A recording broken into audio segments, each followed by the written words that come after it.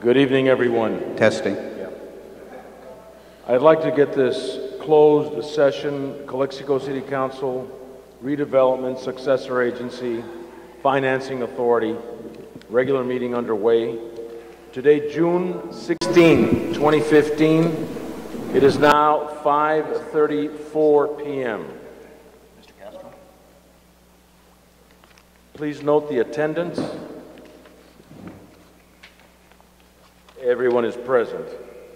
A closed session of the City Council, Calexico Redevelopment Agency, Successor Agency, Financing Authority may be held in accordance with state law, which may include, but is not limited to, the following types of items: personnel matters, labor negotiations, security matters, providing instructions to real property negotiations in conference with legal counsel regarding pending litigation. The closed session will be held in the City Hall conference room. Well, not today. It'll be held in the... You dropped your false teeth? Just kidding. It'll be held in the San Juan Diego Parish Hall, right here on 4th Street in Calexico. Any public comment on closed session items will be taken before the closed session. Any required announcements or discussions of closed session items or actions following the closed session will be made in the City Council chambers or in the Parish Hall.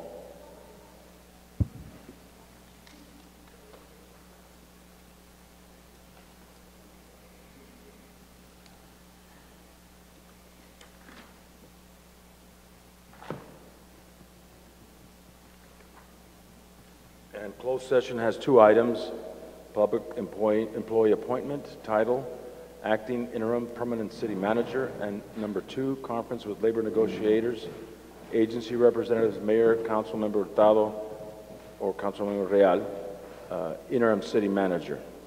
I have public comments that I will get to. That is correct, right, City Attorney? Yes.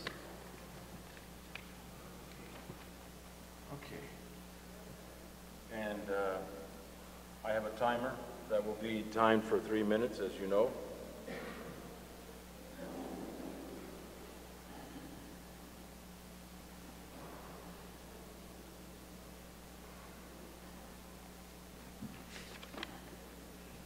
And the first one is Maribel Padilla, and then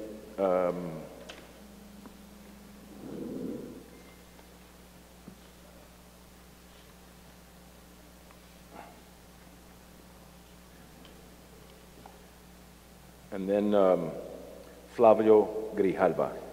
So Maribel, when you start. Okay. Better like this? Someone sent me a message. No, closer. You may begin. Maribel Padilla, Calexico. I just want to let the council know we're all watching today. We're all going to see what you're going to do with the city. This is your chance to make it right.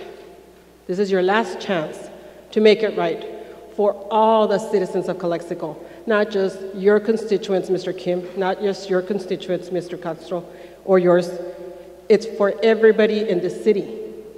Put away your egos, put away whatever it is that you guys have been fighting amongst yourself, and think of the community. We ultimately live here. We need to have the city go forward.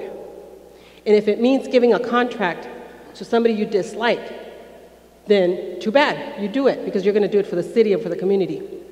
Give him a contract for a year, and then later, if he doesn't work out, get rid of him. That's your choice. But right now, we don't have time for you guys to be playing your little games. Today, you have to decide, what are we going to do with the city? Give him the contract and work out details later. And like I say, if he does something later that we do not like, then you get rid of him. He agreed to you 3-2. He agreed to that. So you're able to get rid of him later. But right now, July 1st, the city needs to continue. And all the citizens want this. Not everybody can be here. They're barely getting off of work. So that's why they're not here. But you see 6:30, it's going to be full. So I'm speaking for the ones that can't be here. Do the right thing and give the city manager a contract, give stability, let JPIA rescind the decision to take away our insurance. Then later, if you want to shop around for insurance, go for it. But right now, you don't have time. You've got 2 weeks. So get your act straight today. The people are counting on you.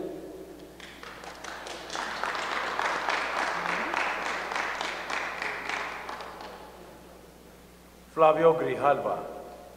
Before Flavio, come on up. I have in favor of the recommendation to appoint the city manager but would not like to speak, Jose Vindiola. In favor of the recommendation to hire the city manager but would not like to speak, Lydia Atrian. In favor of the recommendation to appoint the city manager but would not like to speak, Connie Atrian. In favor of the recommendation to appoint the city manager but would not like to speak, Rosie Chu. In favor of the recommendation of the appointment of the city manager but would not like to speak, Jeanette Chu.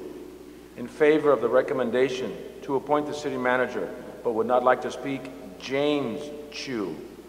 In favor of the recommendation to appoint the city manager but would not like to speak, Norma Marquez. And I have Mr. Grijalva, you may begin. City Council of Calexico, my name is Flavio Grijalva. Some of you might have read what I've posted the last couple of weeks coming up to this. I've been a resident my whole life here. And the reason why I chose to, when I do what I see going on currently. First of all, Mr. Warren, I have to say that running a city obviously is not an easy task. I commend you for what you've been able to accomplish so far. And it saddens me that it hasn't been greater because of whatever reasons are going on within City Council. Having said that, I also understand that as a council member, you guys have a great responsibility to all the residents as well as sometimes making hard choices. That's a gimme. And like I said before, I'm a realist. I don't expect things to happen overnight. But we also understand that this isn't something that's new. You guys as a council can't say that you didn't know something like this was happening since months ago, since a year ago. You've had the responsibility to hire a permanent city manager for some time now.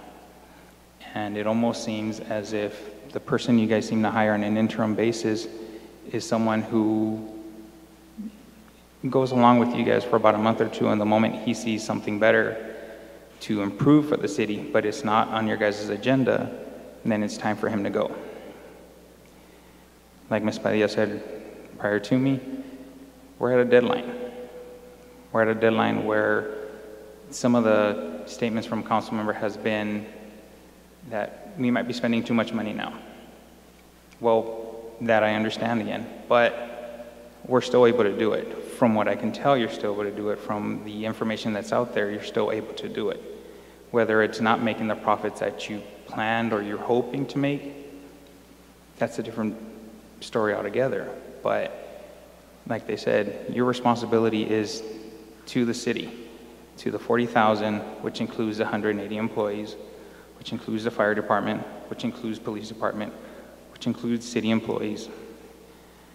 And to me, like it was said earlier, if it means taking one more year hit as a resident, I'm okay with that, as long as I know that there's progress being made from here on out.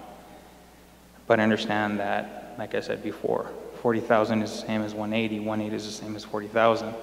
If you choose to continue the path that you are on, and it affects the 180, I will be the very first of the 40,000 to stand in front of them to defend them. Thank you. Thank you, Mr. Grijalva.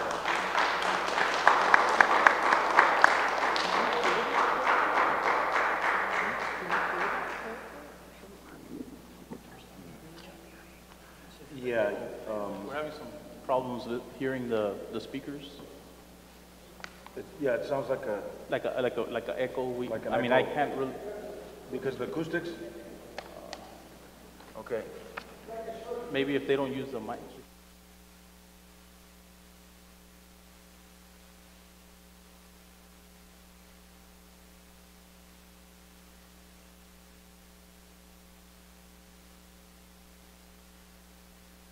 Ernie Medina. And then Alex Peroni.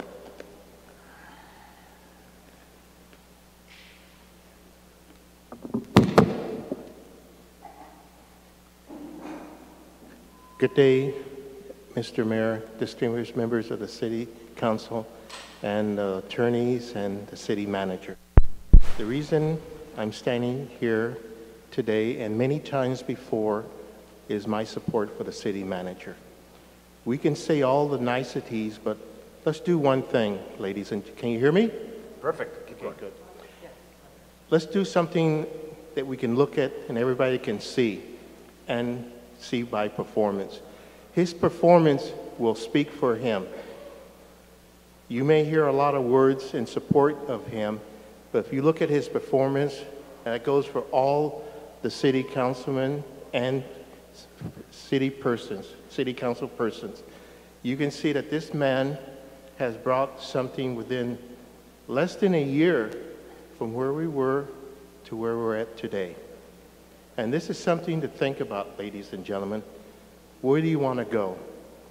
Do you want things to be the norm?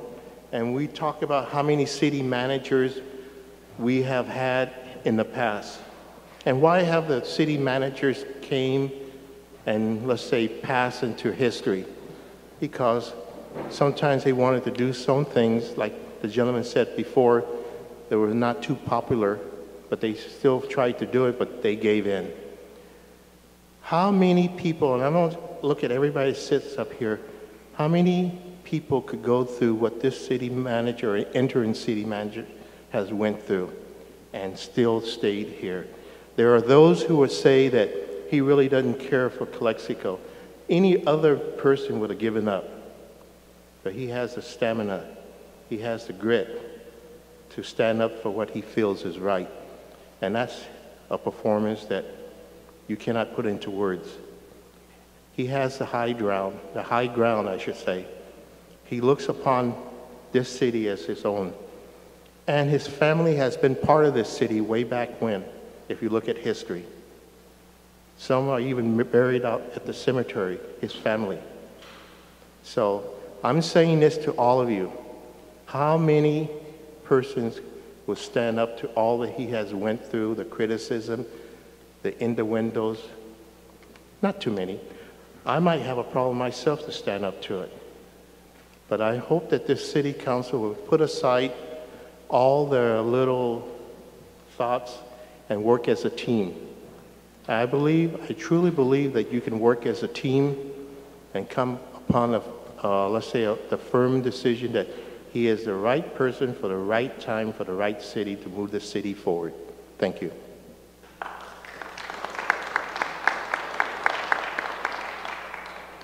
Ernie Medina, and then Alex Peroni.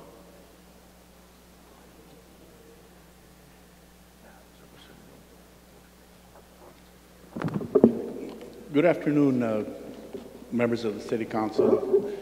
It's pretty much everything that was said has been said by the previous speakers.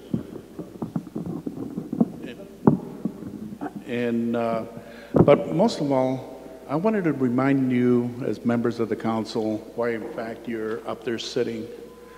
You were elected by the people to take care of the interests of the city, not special interest groups or personal legos. Personal legos have been flying since many, many years ago. And I'm speaking up here in support of the city manager because in the little time that he has been here, he has broken the status quo of things that have been done for many, many generations. The special interest groups, the compadre system has been broken, and I commend Mr. Warren for taking those making those tough decisions. They're not easy, but it's something that needs to be done. Okay? Now, in the last city council meeting, you became aware how many people showed up. And today there was accommodations for the large number of people. You need to ask yourself why so many people are now starting to show up for these council meetings. is because every single one of you is being held accountable by the citizens. They will remember in November, when you come up for election again, or re-election, they will remember. And Mr. Rial, I'm going to direct this to you. You need to let go of your ego and do the right things for the citizens of Calexico.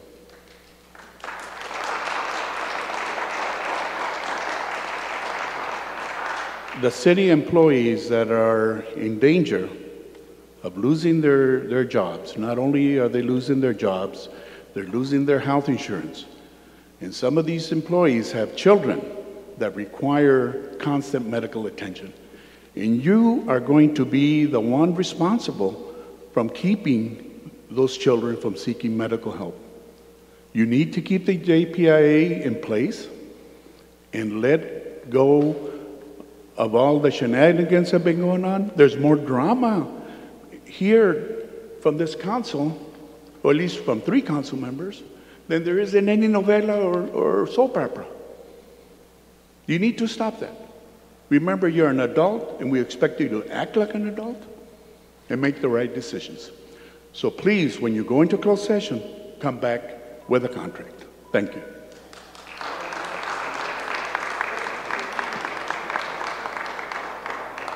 Mr. Alex Peroni.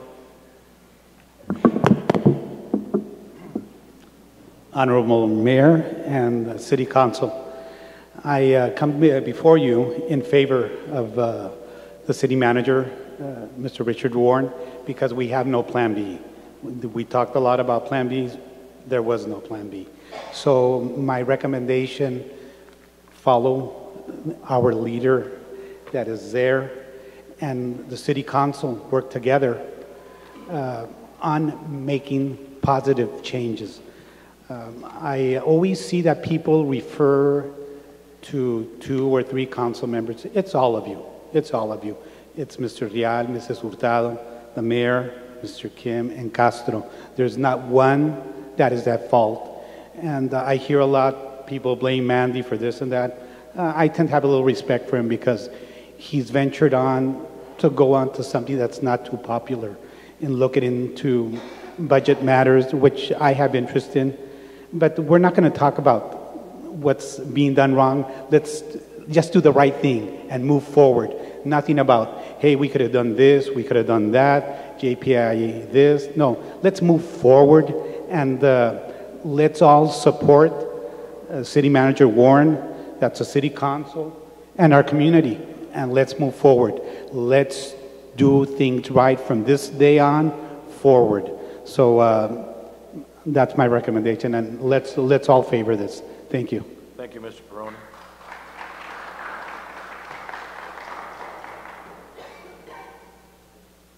In favor of the recommendation to appoint the city manager but would not like to speak, Kenya Gomez. And the final public comment on this item, Angel Esparza.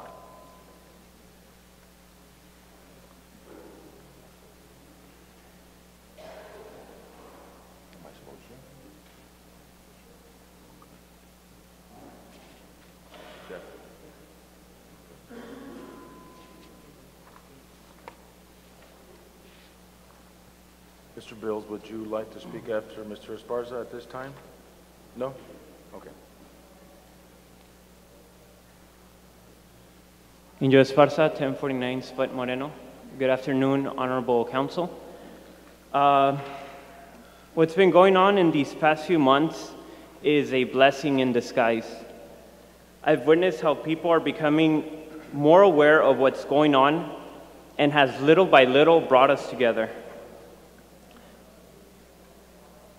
Brought us together to fight for Calexico.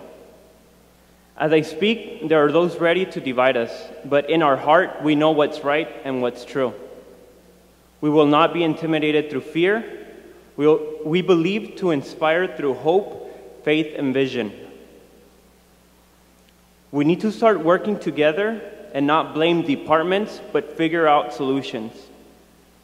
Imagine a Calexico where we create opportunities for the youth so they can stay here and help us grow. Imagine a Calexico that is prosperous because of the actions we take as a council and as a community. Imagine a Calexico that takes advantage of our strategic location where over 8 million people come through each year. In the end, this decision is not about you or the city manager. It's about the hope of a future police officer that really cares for our community. It's about encouraging faith in a high school student that wants their community to flourish. The vision of a future entrepreneur that sees the potential of Calexico. That's what it's all about. We, the citizens of Calexico, demand that you vote in favor of his contract, not for you, not for him, but for the future of Calexico. Thank you.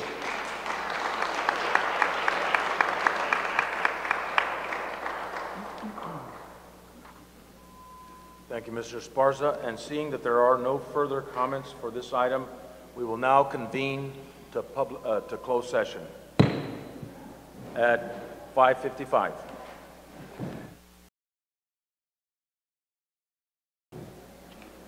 Good evening, everyone. I'd like to call this meeting to order. The Calexico City Council, Redevelopment, Successor Agency, Financing Authority. Regular session meeting today, June 16, 2015, at approximately 6:46 p.m. Please note the attendance. Ms. Garcia, everyone is present. I'd like, with the absence of a flag and the Pledge of Allegiance. Oh, I'm sorry. You told me there was no flag. It's usually on the right, but here it's in the middle, so that's okay. Right, Joe? It's usually on the right? And the California over here? Okay. Please rise for the Pledge of Allegiance. Tighter. Yeah. Ready, begin.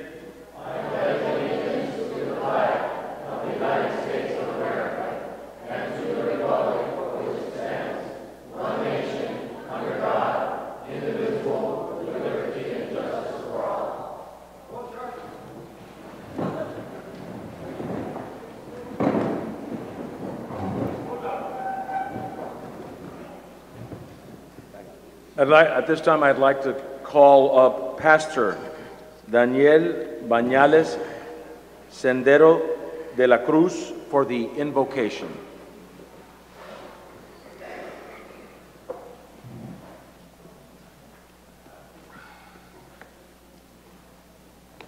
He's not here?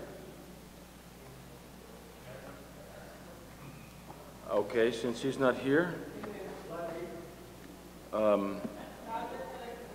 we will move forward, but God bless all of you that are here.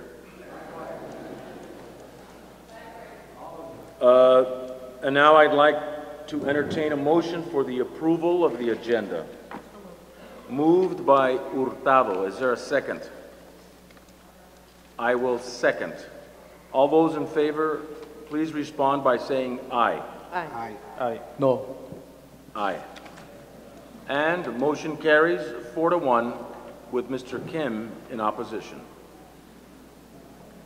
I have a list of people for item number 3.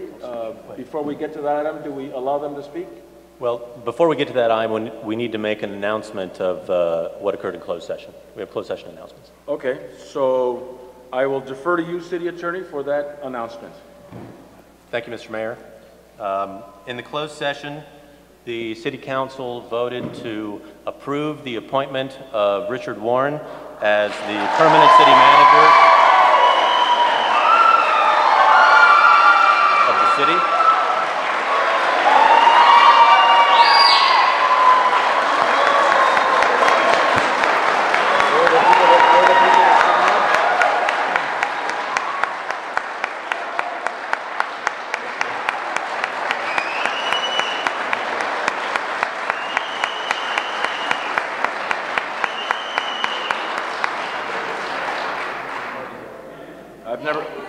I've never seen a city attorney get an applause like that. I don't think it was for me, but the motion carried on a vote of 3-2 with the mayor, Council Member Hurtado, and Council Member Rial voting in favor.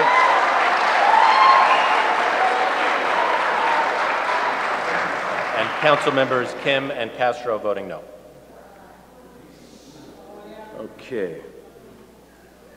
And now the approval, well, we already approved the agenda, so now we go to item number 3, the resolution of the City Council of the City of Calexico approving the employment agreement with Richard N. Warren and appointing him as city manager of the City of Calexico. And before we go on to that and take action, I will allow the speakers. Yes, public comment. Okay, public comments for this item is, first we have Maribel Padilla.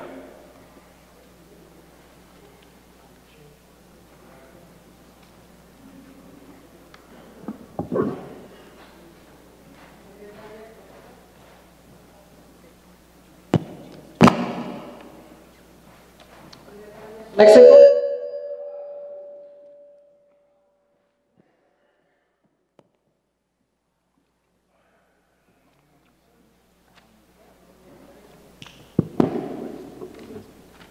Maribel Padilla, Calexico.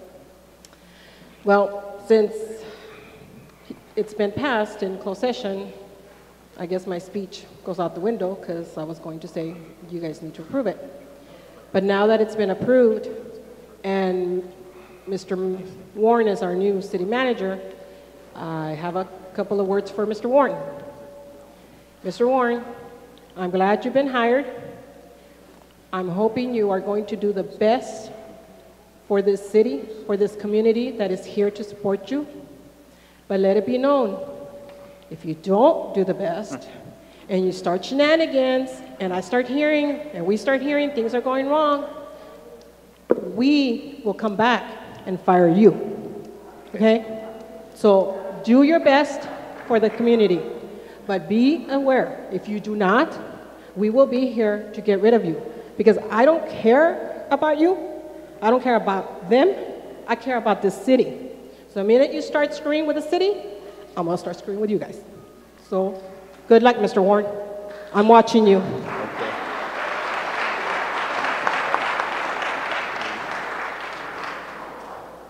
Daniel Romero, and then after Daniel, we have Ruth Duarte.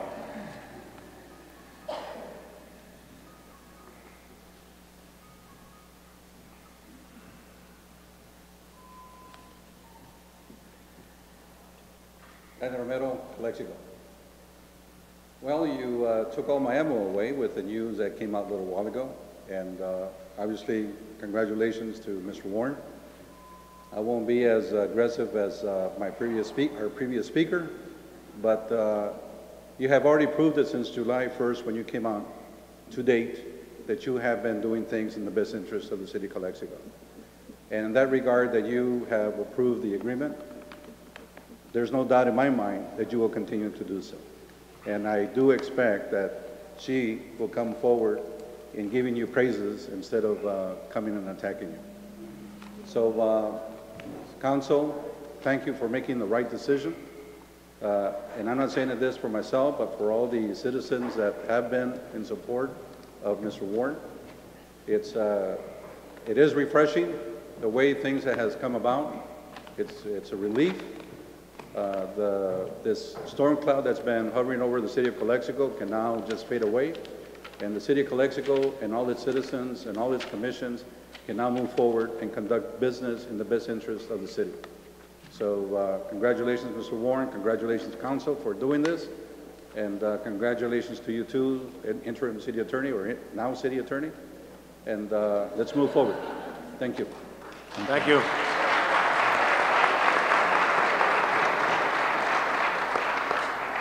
After Ruth Duarte, we have Dr. Manuel Yañez. Good afternoon, City Council members. I would like, Ruth Duarte, I would like to congratulate Mr. Warren. Congratulations, and thank City Councils, City Councils for approving the contract. You did the right thing. Now, hopefully, as Mr. Romero says, that the storm, it has to pass by. It has to pass by. We need to lift the city, and we need to lift it together. And I give you my hand for staying there, sticking to your guns. And I understand, after the discussion we had, I understand your reservations. But hopefully all 5 of you can work together and move the city forward. It's much needed. You have a strong man, a city manager that is willing to do the job. Let him work, and I'm sure that he will produce. And like Maribel says, if he doesn't, we will be here, and we'll give him a hard time. Okay, but you guys really need to get your body together and move the city forward. Thank you. Thank you, Ms. Duarte.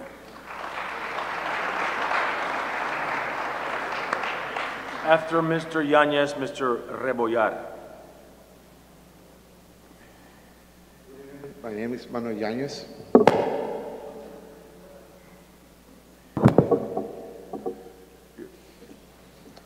Congratulations, Mr. Warren. You accomplished your desire. 2 weeks ago, I came and I spoke about you. And I spoke about that you don't deserve to be city manager of the city of Calexico. A lady came and made a clarification to me. There is a norm to be fired from other cities. But I have a few questions for you. Is a norm to be disrespectful? Probably you know what disrespectful is. But if you don't know, let me show to you what the definition of disrespect is. Disrespect is all about not showing respect.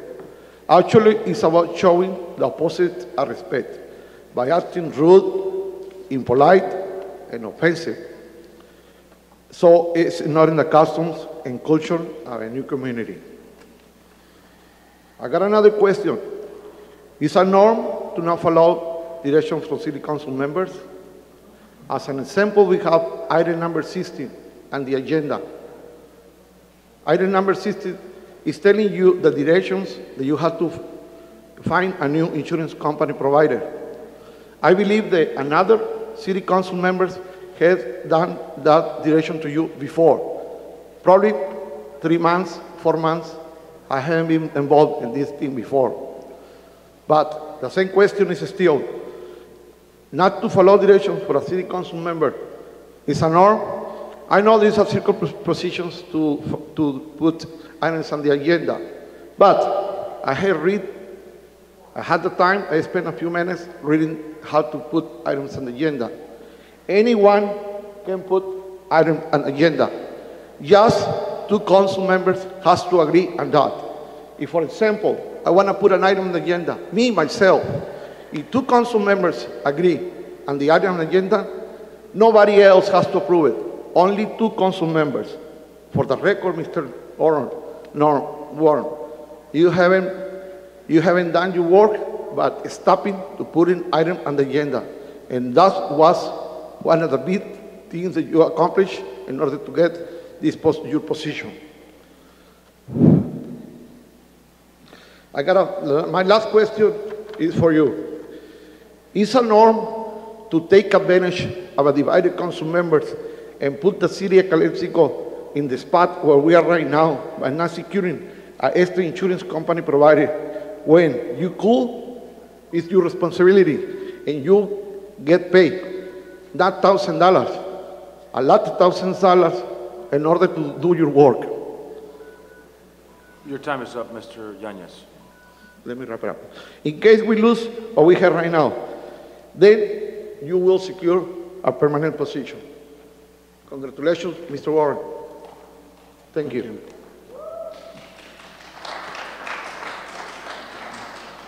Gil Rebollar and then Ben Horton.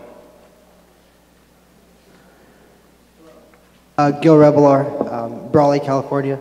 I came to the last meeting on behalf of my agency to thank the city, and the plan was to, say my thank you and then leave. But I decided to, stay for the show.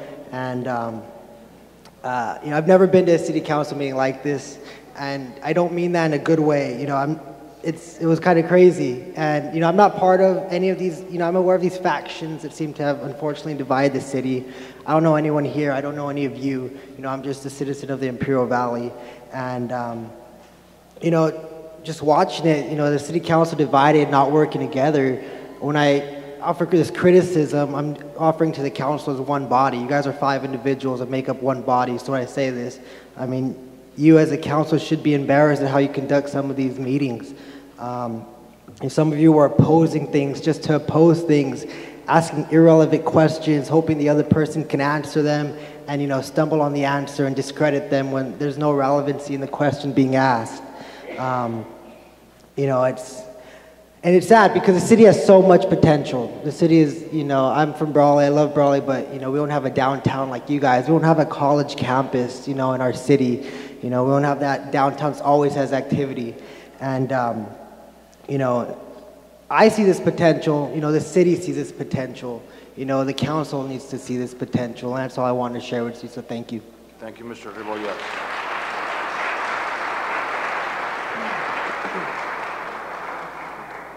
Carmen Estrada after Ben Horton. Mr. Mayor, City Council, distinguished members of the community, congratulations to Mr. Warren, and congratulations to the City Council, everybody that sits up there. Democracy works. You worked hard to bring this to the fruition that it is right now. And now is the point that we work as a team. And I'm sure Mr. Warren is going to reach out to everybody, even the skeptics, to bring us all together as a community to show that it is something to live in Calexico.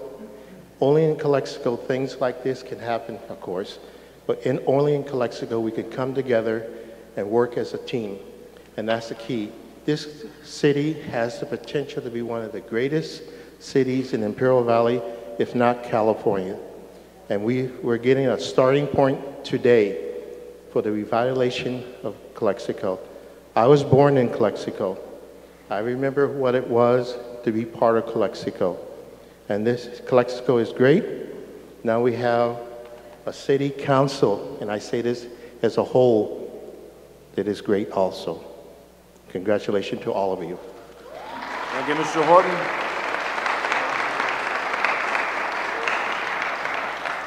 After Ms. Estrada, then we have Ms. Padilla once again.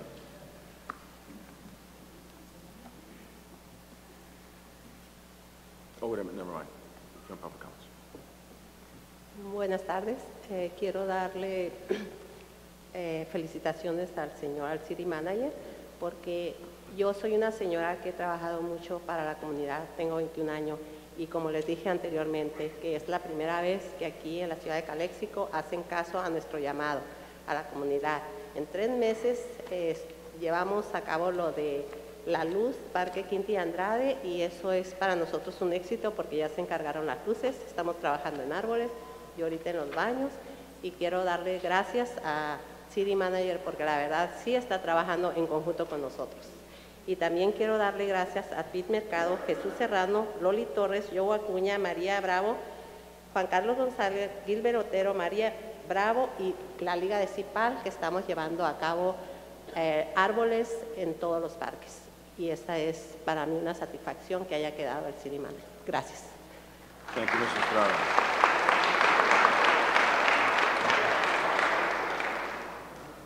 I have requests not to speak in favor of the city manager agreement, but would not like to speak Sean Acuña. In favor of the city manager agreement, but would not like to speak Luis Cuadras, Joanne Cuadras, Maria Alvarez, Yolanda Aullón, Belinda Alvarado, Humberto Felix, Joe Moreno, Lorena Moreno, Stephanie Lopez, Marta Ruiz, Mayra Soto, Paula Escobedo, Loli Torres, Mary Helen Scott, Maria Teresa Montaño, Marta Lilia Gomez, Annie Urich, Beatriz Verduzco, Alexa Lopez, Refugio Cuco Servín, Esperanza Servín, Rodolfo García, Norma Apodaca, José Santos Vindiola, Lydia Atrian, Connie Atrian, James Chu, Janet Chu, Rosie Chu, Norma Marquez, Frank Sapo Cuellar, Armida Lorena Romero, Kenya Gomez, all in favor of the recommendation to keep the city manager but would not like to speak.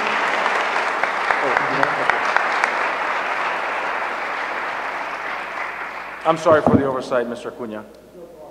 Cunha, Calexico Police Officers Association.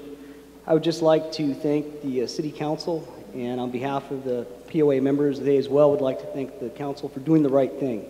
I've always said this from the beginning, it's not a matter of whether you like the City Manager or the Chief of Police.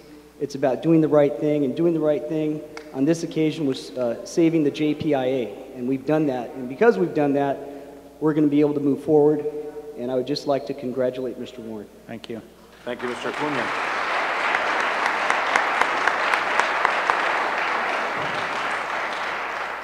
I also have for the record a petition.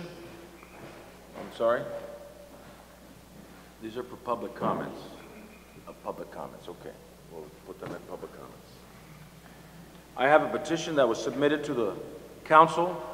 For the record, the petition reads, "We, the citizens of Calexico, petition the City Council to vote in favor of interim City Manager Richard Warren's contract in order to regain our city insurance and allow the continued progress he has accomplished. I fully support Mr. Warren and believe he will push Calexico to new heights because of the actions he has already taken and the future projects that are in development. I demand that Luis Castro, Maritza Hurtado, June Kim, John Moreno, and Armando Real take action on June 16, 2015 and vote to give Richard Warren the contract and help make Calexico prosper. There are a total of 64 names, which I'm not going to read, but I will submit for the record. Thank you.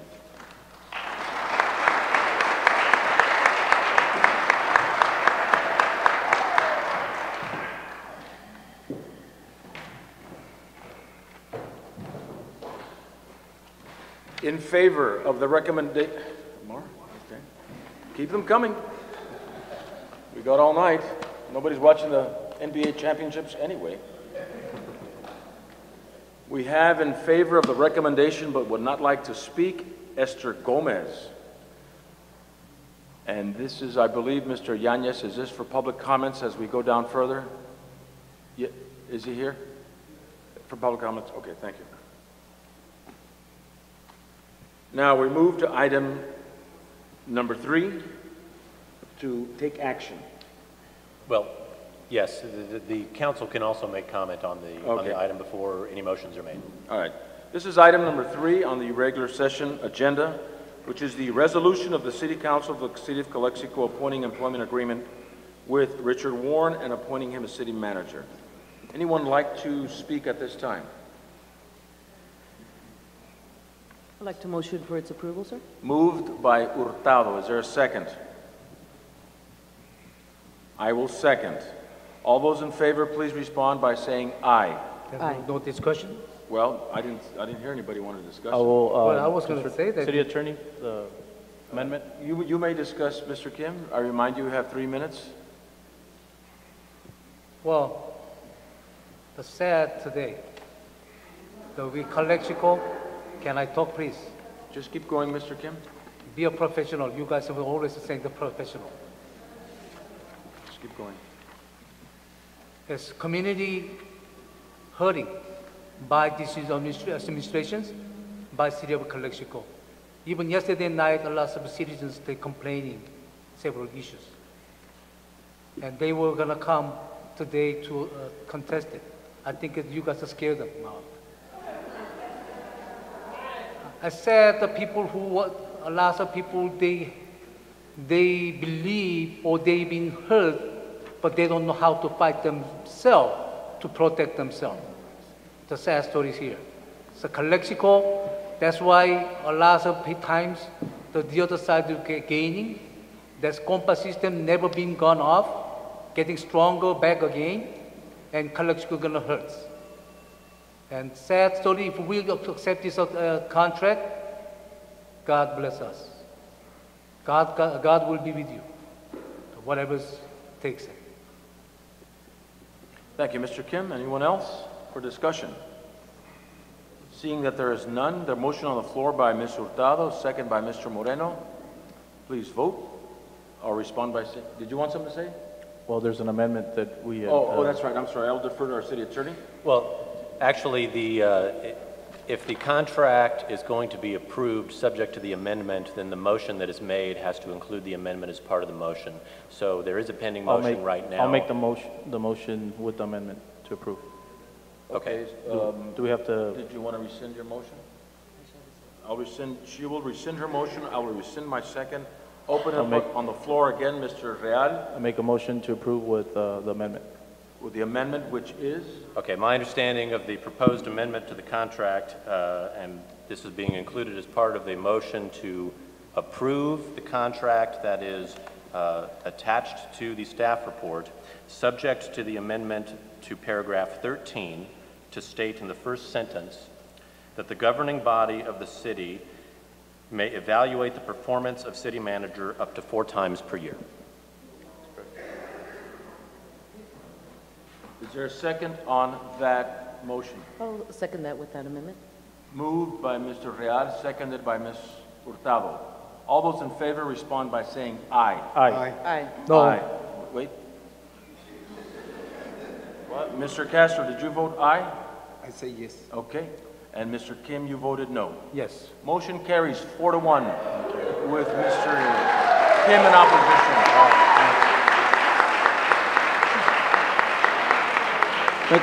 Mr. Mayor? Yes. Could I just say a couple of words? Yes, Mr. Warren, go ahead. I just want to thank the City Council and the people of Calexico for allowing me to be a Calexican. You know, and I guess that makes me a bulldog too, right? Do I get to be a dog?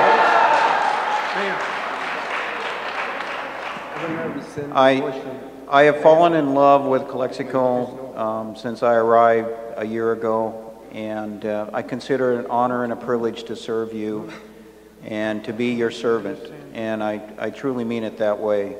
And I promise each one of you that I will work tirelessly every day to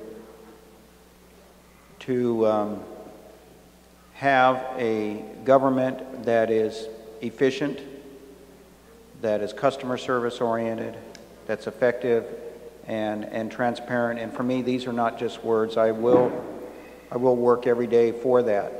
And I know you took the time to support me and to come out tonight, and I just want to express my gratitude to each one of you and to each member of the City Council for taking the time and to support me and to make my employment here in the City of Calexico possible.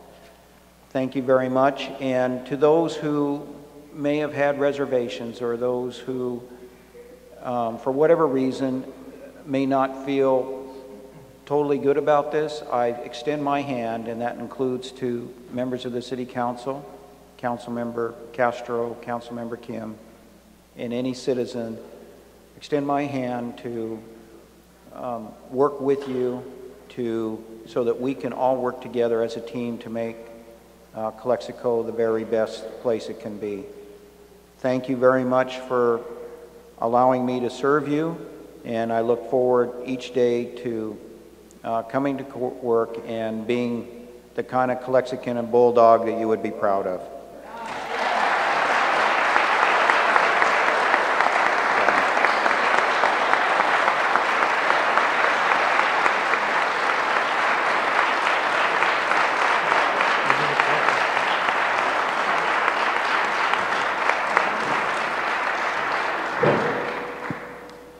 Thank you, Mr. Warren. I would like, yes, I'll make that announcement. Oh, yes, please.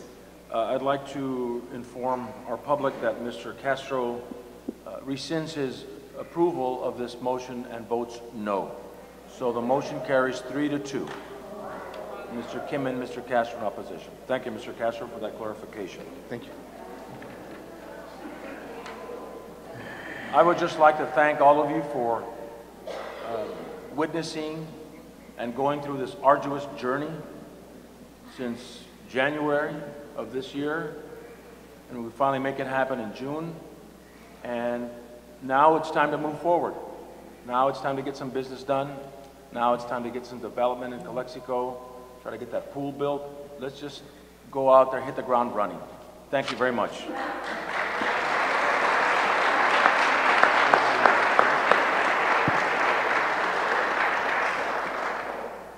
Announcements. These proceedings may be viewed on the City of Calexico website at calexico.ca.gov the Friday following the City Council.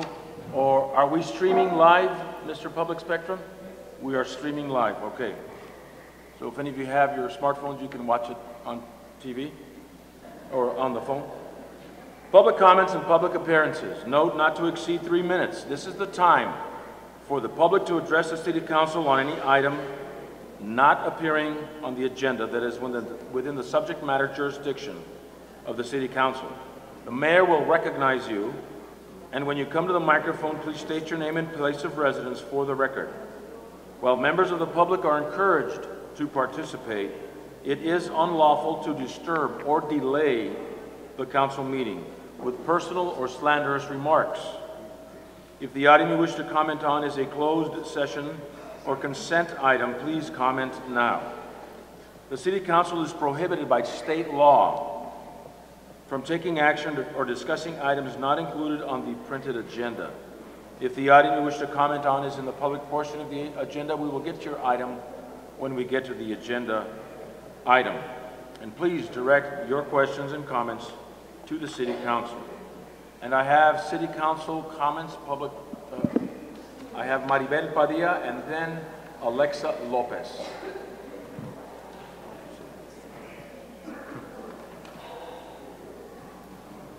I'm here to speak about last meeting that we were here, no, City Hall. And I was very disappointed in you, Mr. Mayor, for letting Mr. Castro speak in Spanish. When we elected you for the City of Calexico. That's in the United States of America. We're not on the other side of the fence. So you therefore need to speak English, not Spanish. Muchas gracias. It's not a debate, Mr. Kim. It is not a debate. We have a translator you pay money to for her to translate. So if you're going to talk about Mr. Warren and Chief Bostic, who may understand a few words of Spanish but are not fluent, and you're going to sit there and say all sorts of things about them, you're going to say it in English so they can understand. The people that don't understand, yeah, and there you go with your disrespect. There you go. Well, remember that in November of 2016. So you are not to let him speak in Spanish. He needs to speak in English. Let her translate. It is not fair. You were upset because Chief Bostic says you guys speak like, or you're monkeys. But monkey see, monkey do. That's what you are. You just rescinded your vote because he voted a different way. You just proved to all of us, you're a monkey. Monkey see, monkey do. Okay? Yep. So don't get mad when somebody says something like that. And be respectful. Speak in English. You know English. Okay? If we have to put up with Kim, who we can barely understand, you speak better. There's no reason for you to speak Spanish. Let that translator do her job that she's being paid for. Because that is very rude when you're talking about somebody that they cannot understand you. It's not a debate, Mr. Castro. You need to be quiet for the 3 minutes that I'm up here. Thanks. Yeah, need to be quiet. You're cutting into my time. You want me to speak more? I will. It's up to the mayor. Continue, Ms. Padilla. Okay. So quit interrupting. Don't let that happen again. A lot of people were, there you go again. A lot of people were upset that you did that. And then your little smirk laugh, your little things, really? That just shows everybody who they're going to vote for next November. This is what you're going to vote for. So, Thank you. you're a U.S. citizen, I think. You're on this council. We are still in Calexico, in the United States of America. From now on, you speak English. Yeah, thank you.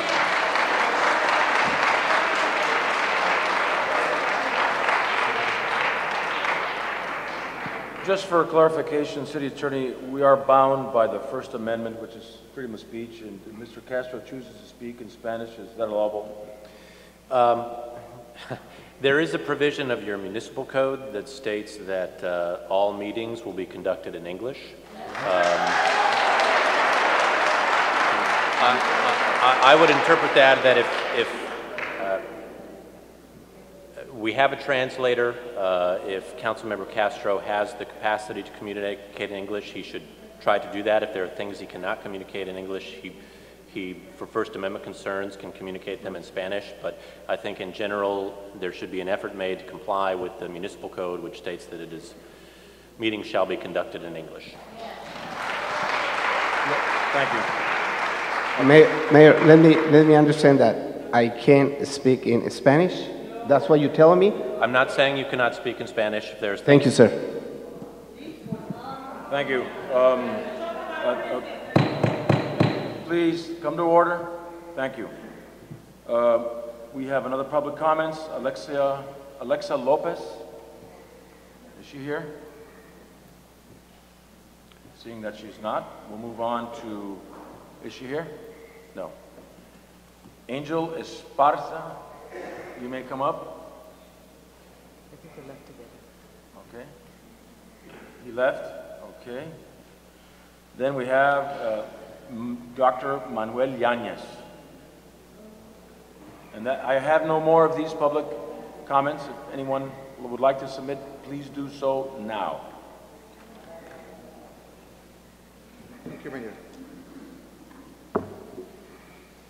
You may begin, sir. Thank you. Now that we have this Mr. Warren hired as a permanent manager, I had a comment related with the expenses that he does. Mr. Warren, I don't think using public funds has to be unlimited. Mr. Warren, I should suggest to the city council members, if you can limit his spending.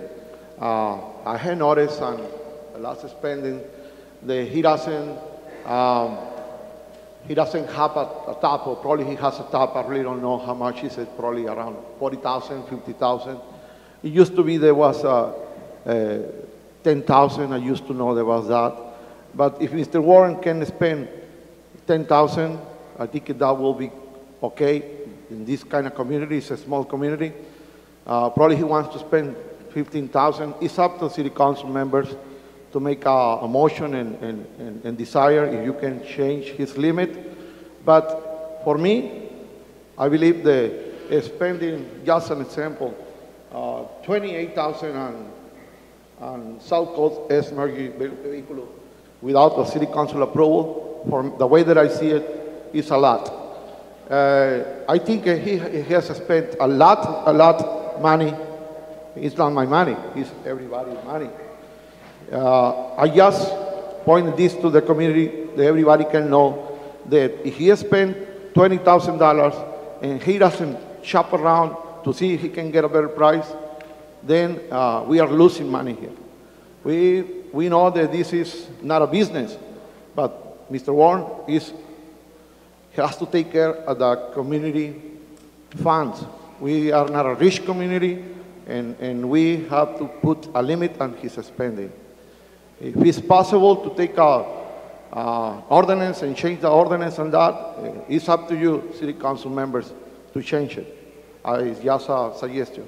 Thank you. Thank you, sir.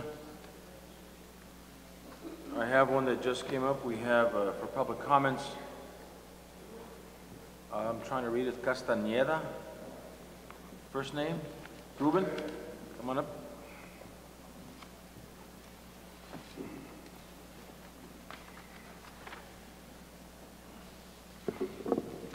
First of all, I want to say congratulations, Mr. Warren.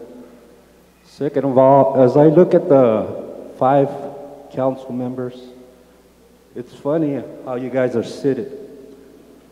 Because what I'm looking at is a wall between Mr. Moreno and Mr. Kim. Because it appears no matter what these 3 people are going to vote on, you guys are going to be opposed, no matter what it is. Is that right? So if it's going to benefit Calexico, you guys are going to be against it. I'm sorry I'm singling you 2 guys out because that's the way I feel.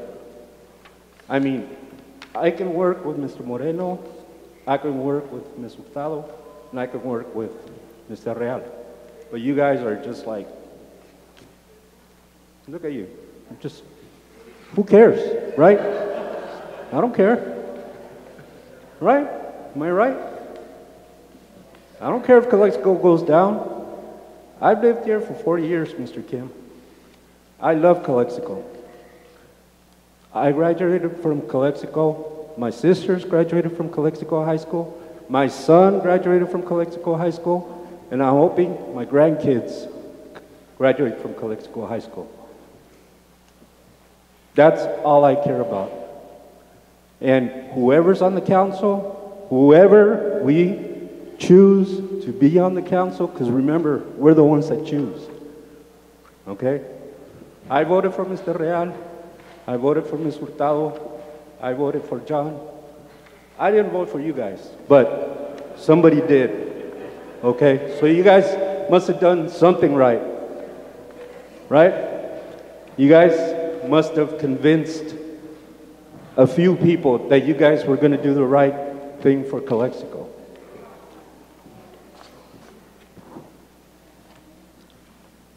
I guess I'm right. Thank you. Thank you, Mr. Castañeda.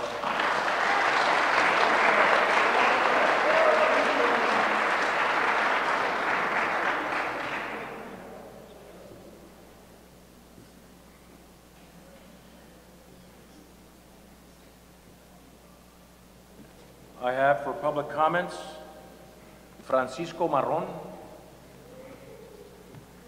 And then after that, I guess it's agenda item number 14.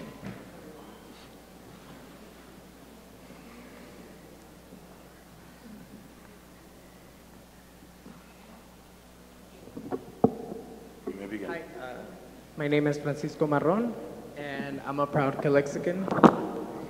And as a matter of fact, I'm very, very nervous to be standing here because this is the first time I actually addressed my city council.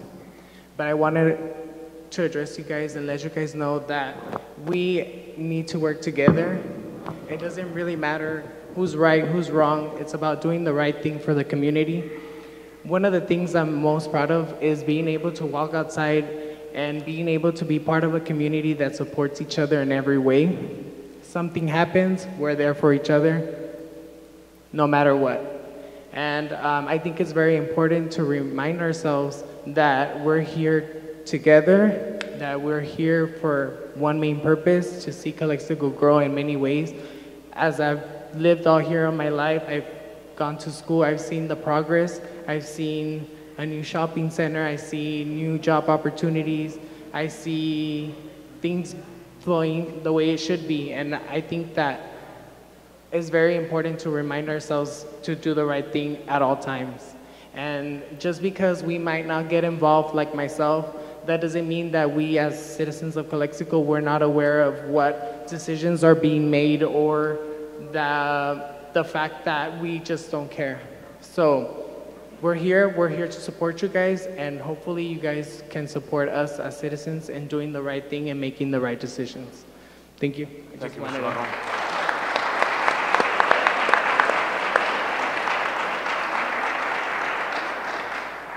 And submitted for the record, Ms. Garcia, I have 30 more names with regard to the petition that was circulated earlier for the support of approving Mr. Richard Warren's contract.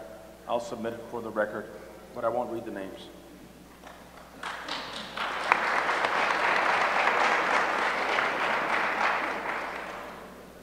At this time, I'd like to move on to the next item, which is the City Council comments and reports of meetings attended. Is there anyone that would like to begin? I'll go first. Go ahead, Mr. Real. I remind you, the 3 minutes, starting whenever you start. Well, I want to thank everybody for being here tonight. We had the pool groundbreaking, which is definitely gonna be. It's 4 years in the making from the 7.2 earthquake that happened, and I think it's time that Calexico finally has another pool, municipal pool, in conjunction with the school board. I'm looking forward to that. I just want to address that. What's been going on with as far as the city manager negotiations, I know it's really frustrating for the people and also for me as a councilman, because you can't speak about what's going on in negotiations, and they've been going on so long. But I want to stress to the people here who obviously love Calexico, like I think all of us up here do. Some might have different ideas than others. But I want to stress the person that I am I am a fiscal conservative, and I will fight. I think Mr. Warren knows that I will fight every penny. I think from his initial contract to the contract that we approved tonight, me and Moreno fought really hard, and I think we ended up saving the city about $180,000 in severance liability and about $25,000 in his pay.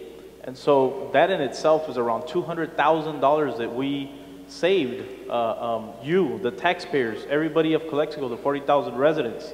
And like, hey, I'm a tough negotiator, and we went the 12 rounds, let's just say. But at the end of the day, I don't think I won the fight, but maybe it was a draw. And I want to welcome him aboard. But I need people to understand. I need people to understand that that's what I look after. I look after the taxpayers' money, and so if it was frustrating for all of us, but I think we hit the finish line. We're there now, and let's move forward. But in the future, I do want the people to know that I will take care of that interest, because the city. The more I look at the financials, the more we see our city. We're not in bankruptcy. That I know of, but we are definitely a city that is not looking good. Our downtown looks really bad. Our streets are everything. I think this is the ugliest Calexico's has ever been, and so I'm gonna look at the spending, because you know what? Without money, without reserves, which we don't have, we're not gonna be able to do a lot of things. We can't fix sidewalks. We can't fix parks. We can't do anything if we don't have funds. And so we need to take care of those funds, because right now in the economy, it's at a downturn. I mean, we're not creating revenue. Actually, this year it looks like we made less revenue. So we got to be careful, and that's what I look out for. And I want all you guys to understand that. But I'm glad that we're moving along. Thank you. Thank you, Mr. Real. Okay, anyone else? Go ahead, Ms. Hurtado. I also wanted to congratulate Mr. Warren for a successful agreement with the council, with the majority of the council. After the May the 12th meeting, where we realized that we were having some issues with arriving at an agreeable contract with Mr. Warren, the mayor began some action to realize that if we did not have insurance, what would we do? A plan B of sorts. And I started looking, and he started looking at all the different things that Calexico has been involved in. And it was a lot of different things out there right now, and someone out there, a couple of you out there talked about potential. And it's so true. We all know that Calexico has a major amount of potential. But that potential is in the works right now. We have a new port of entry coming, so we were very concerned about our activities with GSA and the Department of Transportation. We have expansions of the Railroad Boulevard back then, Cesar Chavez Boulevard now. That will be now our new Imperial Avenue that'll be leading to the new port of entry. We have our new pool coming very soon. We just broke ground for that. The new river committee is working really hard, even though they're lacking funds, but they have such energy right now to try to do something about our new river. We're now handling our own park maintenance, and if you'll notice, the park maintenance does look a lot better, and I really, really do appreciate the staff doing that now compared to what we were doing before. So potential, that potential is probably the issue that concerned me the most personally, that if we did not save ourselves from this JPIA nightmare, that we would lose all that potential and we would have to start all over. Not only the families that were going to be losing their jobs here in the city of Calexico, but the city as a whole would have to start all over again. And I didn't see that very fair to us. And being that we're bulldogs, you know, we fought and we fought and we fought, and today is a very good day. It's not a sad day, it's a good day. We saved ourselves from a lot. Thank you.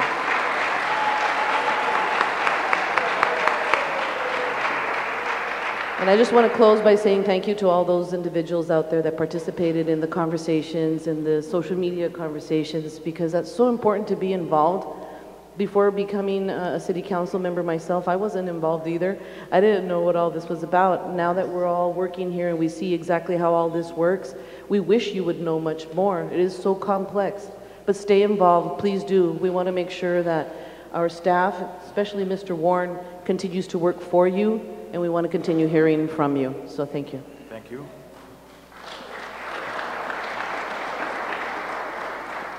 I guess we'll just go down the line. I've had some deep soul searching the last couple of weeks to find out what was going to happen. I asked myself, what if we don't approve the contract? What happens? JPIA pulls our insurance and we're left without workman's comp. We can't function as a city unless we have employees. To me, that's important. But today is a day of reckoning. We made the right decision, I feel. I was in contact with John Shull today, and I expressed my feelings toward him about my feelings about Calexico and what it means to me, and how generation after generation have wanted the city to improve, how elected officials before us have left us this legacy of continuing development, continue to serve the community. But I don't know what was going to happen today. Today I was really kind of on edge until I actually experienced the vote, the action taken. I'm very proud of Mr. Real for stepping up to the plate. He made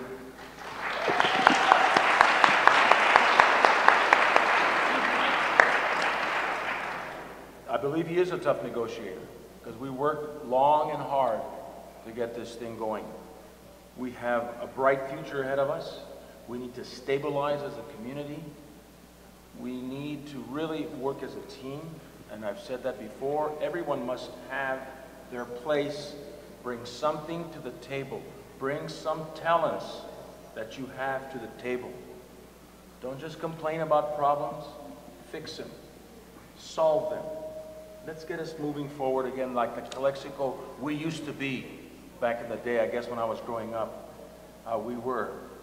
You know, you remember those days, and are we ever going to experience them again? Are our children going to experience again? I think we're on the verge of that with the swimming pool coming into development and other things. So thank you, City Council, for really stepping up.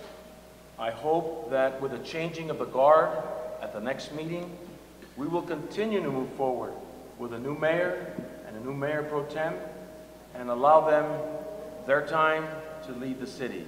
Thank you very much.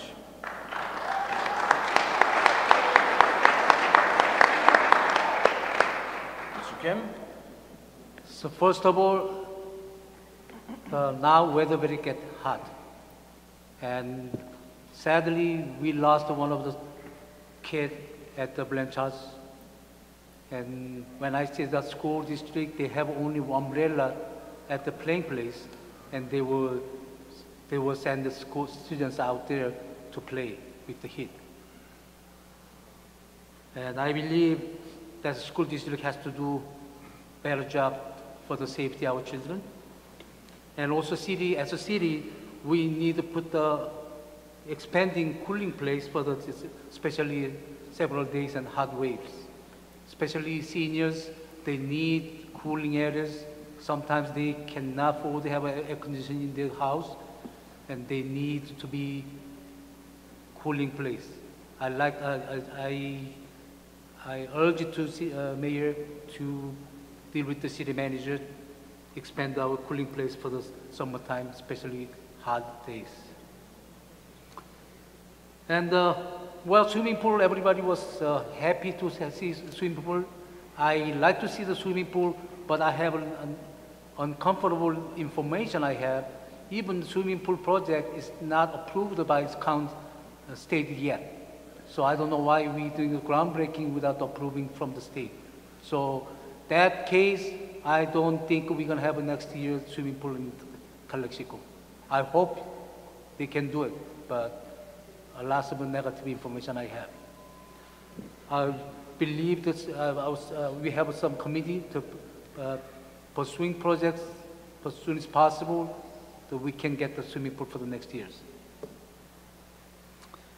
And I have some notice, the state noticed the high-risk local agency audit program takes in place July 1st this year. I understanding we don't want the city to be audited by the state, not state controller, the audit departments. They're saying high risk for fraud, abusing, and the mismanagement of resource.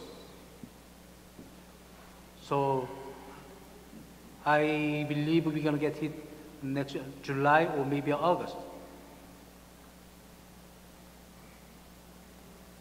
Well, the people were saying is, the people were saying, this is my town, this is my own town. This is not, belongs to not any individual. This belongs to citizen of the Calexico, who loves, who wants to stay here to progressing, that belongs to them.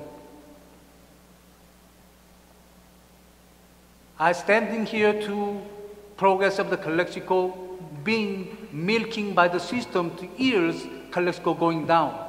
Somebody mentioning dirty Calexico, back aisle, dirty Calexico. Getting worse. Yesterday, one of the gentlemen from Mexicali, I'm wrapping up. One of the gentlemen from Mexicali said, when he was young, Calexico was clean, Mexicali was very dirty and undeveloped. And now it's backward. Calexico getting worse, dirty, and the Mexicali getting cleaner. Our job is to do right governing to provide citizens necessary service, and we fail. Thank you, Mr. Kim. Thank you. Mr. Castro.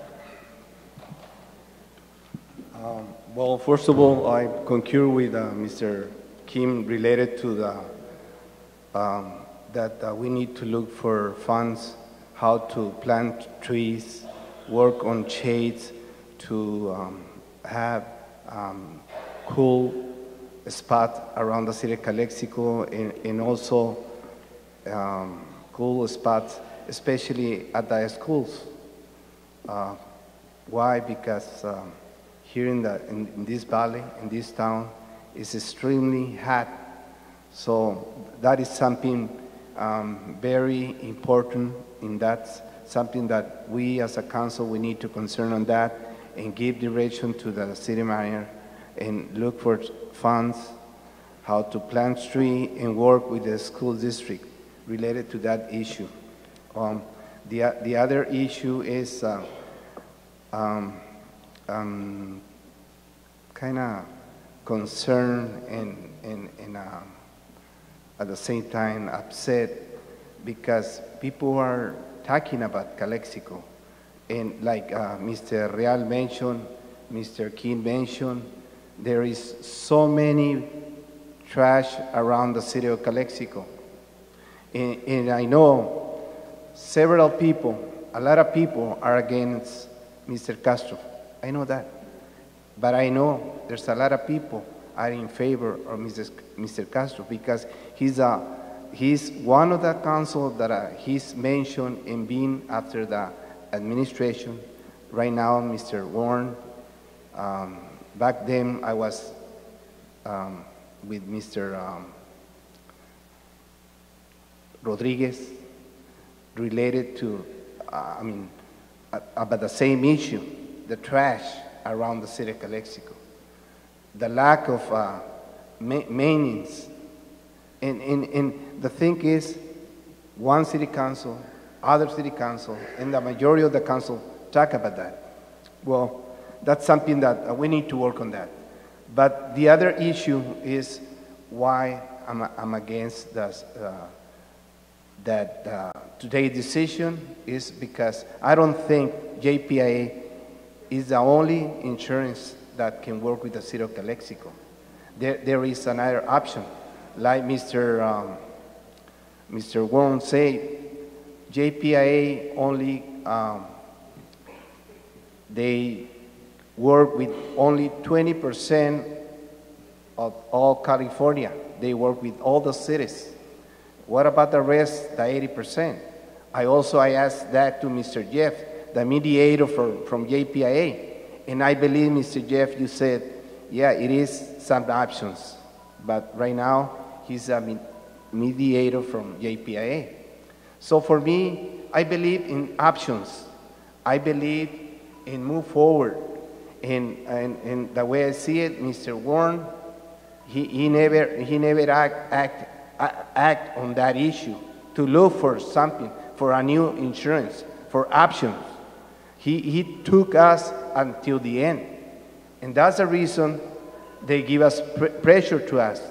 Thank you, And Mr. Castro. let me finish just this 30 seconds, please, Mayor. Go ahead. And I don't like the idea that JPIA, they are dictators who we are gonna hire or get rid of. I don't like it. Thank you. Thank you. Go ahead. We have for our city council comments, any comments from city manager? I have no comments at this time, Mayor. Okay, thank you. Thank you. Mr. Burrell, you had a question? Or? I just want to make a quick comment, seeing how there's a lot of city employees here and constituents. This is, I got to tell you guys, this is a temporary fix to the problem with JPIA. I was going to state this earlier, but our JPIA insurance since 2012 has more than doubled. We paid $1.6 million for insurance in 2012, and it's now, this year, we're paying $3.3 million. Mr. Real, Yeah. we have an item on the agenda that you can discuss that at. Okay, let me finish up. There's 180 employees and 87 open workman's comp claims. I just hope the employees of Calexico see how important this insurance issue is and take that into consideration. I mean, if you have an injury, you have an injury, but it's definitely taking a toll on the city. We have a balanced budget. I mean, we're just making it, and this thing, I mean, if it goes up to $5 million next year and then $6 million or $7 million the next year, it's unsustainable. So just keep that in mind. All right, thank you. We're going to go to consent calendar. All matters listed on the consent calendar are to be considered routine by the City Council, Calexico Community Redevelopment Agency, successor agency, or financing authority, and will be enacted by one motion in the form listed. Any item may be removed from the consent calendar and considered separately by the City Council. We have, I'm sorry, Ms. Ferrell, Mr. Hurtado, we have items 4 through 12. I'd like to remove 12. Anyone else like to remove an item? Seeing that there is none, is there a motion? I have items. Which ones would you like to remove, Mr. Kim? You're going to hate me.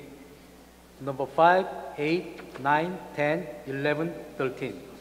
Mr. Kim, did you go to the briefings this week? Doesn't matter. This one has No. It's a simple Doesn't question matter. I'm asking you.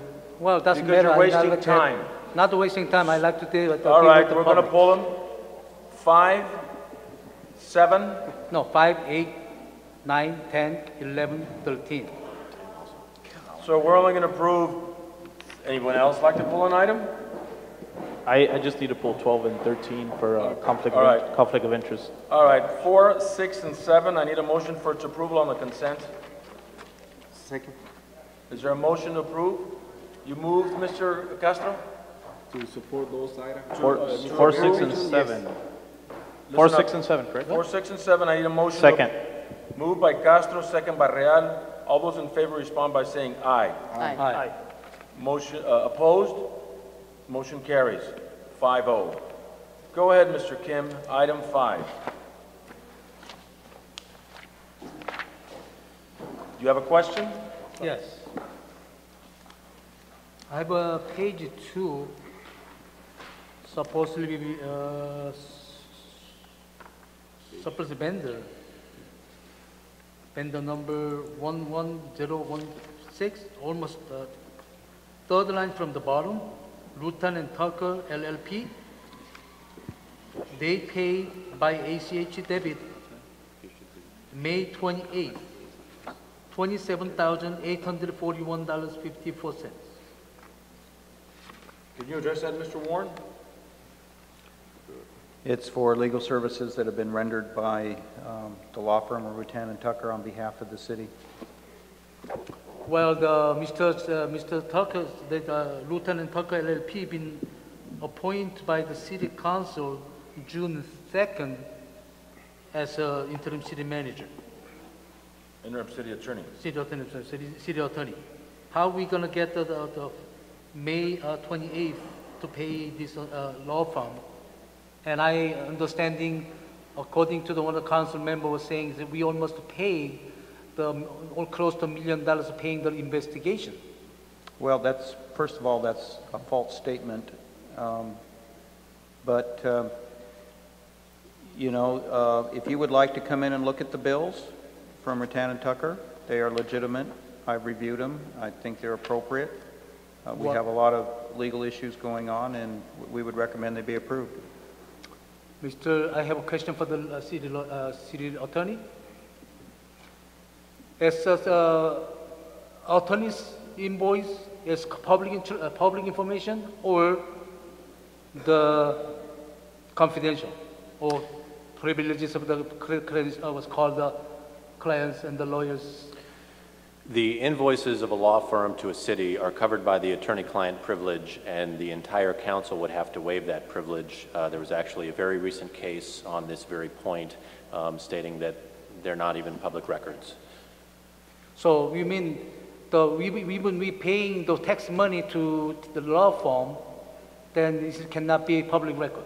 Any public money involved, this is public interest, public information. Well, the city council could vote to waive the privilege and allow those documents to the public. So you mean it's not public information? They're not automatically public information under the statute. They're covered by the attorney-client privilege. The whole council holds that privilege. If the council voted to waive the privilege and allow the documents out to the public, it could do so. Okay, I'll check with the state bar. Thank you. Is there a motion to approve number 5? Motion to approve. Moved by Castro. Is there a second? I'll second. All those in favor respond by saying aye. No. Right. Okay, there's motion carries 4-1 with Mr. Kim in opposition. Number 8, engagement letter for interim city attorney services between the city of Calexico and law firm of Rutan and Tucker, and the appointment of Mark J. Austin as interim city attorney, Patrick Munoz as interim deputy city attorney, and Jennifer Farrell as interim assistant city attorney. What's the question on that one, Mr. Kim? Well, I've been, for example, last time we had the two city lawyers, the lawyers sitting on the chamber to serve as a city attorney. On the dais.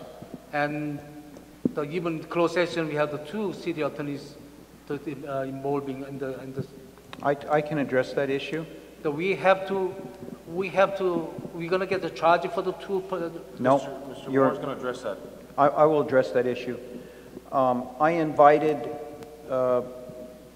Mark Austin and Jennifer Farrow to be present at the last two meetings because we had a number of very critical issues that had to be addressed, but also so that the public and the city council could get to know them and have the opportunity to see their work and to interact with them. Now, I did make it very clear to Rutan and Tucker, and they have agreed, we are not being charged for two attorneys. We're being charged for one attorney.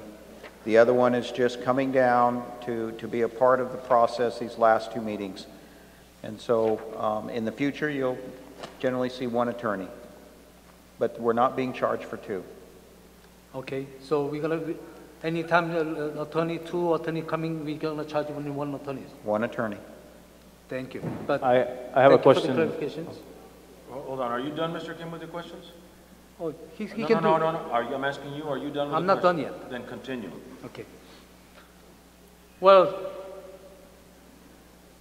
I'm not appreciated to two attorney to try to convince us. What is your question, Mr. Kim? So I like to see only one attorney is present in our meeting. Any other questions, Mr. Kim? No. Okay, Mr. Real, you have a question? Yeah, I have a question for clarification. So we're getting a 2-for-1 deal right now, pretty much. That is correct. You're getting two for the price of one. Well, that's a great deal if you ask me. Clarification, I don't see a retainer fee on this here, and so does that mean we're not being charged a retainer fee? That is correct. We're being charged what they call a blended rate. Most law firms have attorneys with varying experience. So somebody coming out of law school will be charged, will charge at a lower rate than, say, a partner on a very complex issue. What you have before you is a blended rate. So regardless of who works on it, it's $250 an hour. Now, there's some advantages of doing this. We're able to better control our legal costs.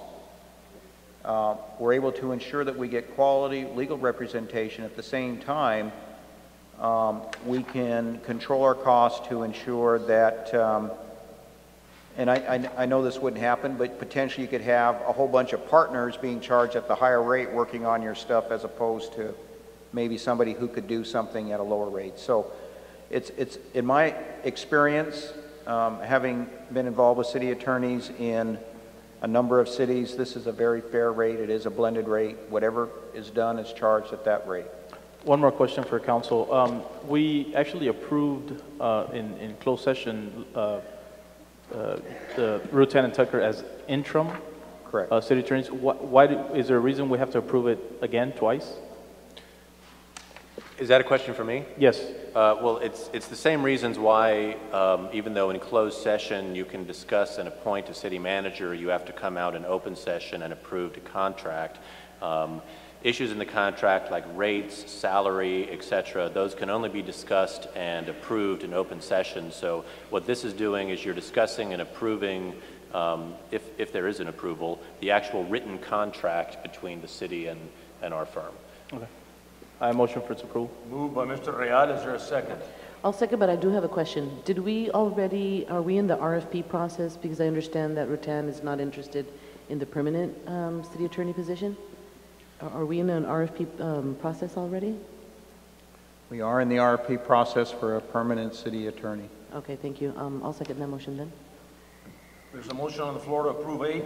All those in favor respond by saying aye. Aye. No. Mr. Castro, are you voting? Sí, aye. Aye. Okay, motion carries 4-1 with Mr. Kim in opposition. Item 9, resolution of the City Council of the City of Calexico approving the city investment policy, including certain revisions thereto. Mr. Kim, you had a question on this item? Yes. Go ahead and ask your question, please. At the end of it, they say may not be a second paragraph on the second page. Almost ended. They may not be a part of the investment policies. Similarly, pension funds are guided to other call sessions and have different investment objective. For before that, the line said, one upper line said, for instance, bond process are usually guided by the bond documents and thus may not be a part of the investment policy. Just questioning the wording on the contract. Well, then when I went to the CDAC, the training, the CDAC informed us to bond money. When we have a bond, we're not using it. That is, the money is entitled to be investment. The policy is impacting how we gonna spend them, how we gonna conserve that money, maybe short term or long term. It depends on the how late the bond money gonna use it. So we generating some interest from there. So the covers our interest paying for the bond. So that is supposed to be investment, but this thing is not going to be investment policy. So I have some. Let's have see if Mr. Warren can decipher your question. Well, actually, that's one that's supposedly by this lawyer. Well, Okay, I'm not sure which page he's looking at, but let me just say this. The second page. The second page, second paragraph. Second paragraph. Yeah, I got that. It starts with all those statutes does not specify.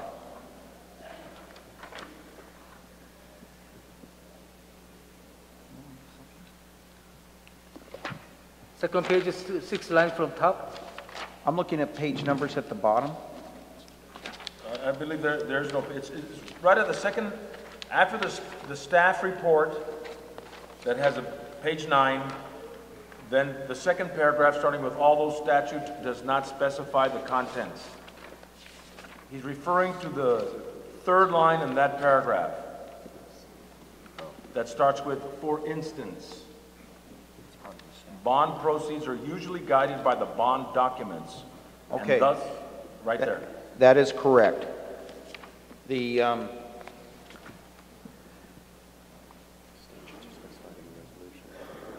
okay. The city attorney has pointed out to me that if you look in the resolution, the statutes relating to bonds are in Government Code sections 53600 through 53660, and it's not uncommon when you issue bonds that in the official statement there is a provision that outlines to the people purchasing the bonds that while the bond proceeds are being held prior to being spent, or if there are what they call bond guarantee funds, that they are invested in particular instruments in order to preserve the principal.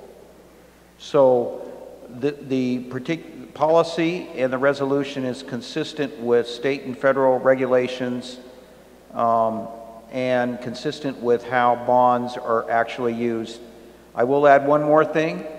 This investment policy is exactly the same as the previous investment policy approved by the City Council last year. State law requires that every year we have to bring the investment policy forward and have it approved again. There is no change from last year. So what you see here is the same as last year. So would you give me the government code, please? What was the question? Government code. It's Government Code, sections 53600 through 53660. Did you get that, sir? Thank you. Thank you. I have a quick question. For clarification, the fiscal impact, there's no imminent fiscal impact that accompanies this report. However, the staff could be recommending certain investment opportunities in future date that would satisfy the goals and objectives set forth by the attached investment policy. Does that mean that, Mr. Quinn, whatever investment policies the city decides on taking come back to council, or approving this, you can invest the money however see fit?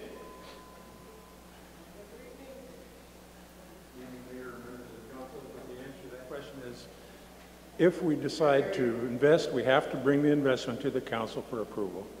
Thank you. Make a motion to approve. Moved by Real. Is there a second? I'll second that, sir. Second by Hurtado. All those in favor respond by saying aye. Aye. Aye. Aye. Opposed? Motion carries unanimously.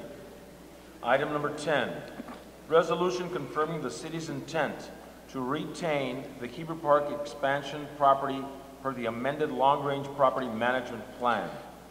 You had a question on this, Mr. Kim? Yes, I think this one was the last time we had it. We have Marshall Lynn from Urban Futures that can address this particular agenda item and make any clarifications. And Mr. Kim, you have a question for Mr. Lin? Yes, why not, why only for the Heber Park? Why not be putting on the Rockwood Park together? So Rockwood Park has to be improved too. Can you repeat the question?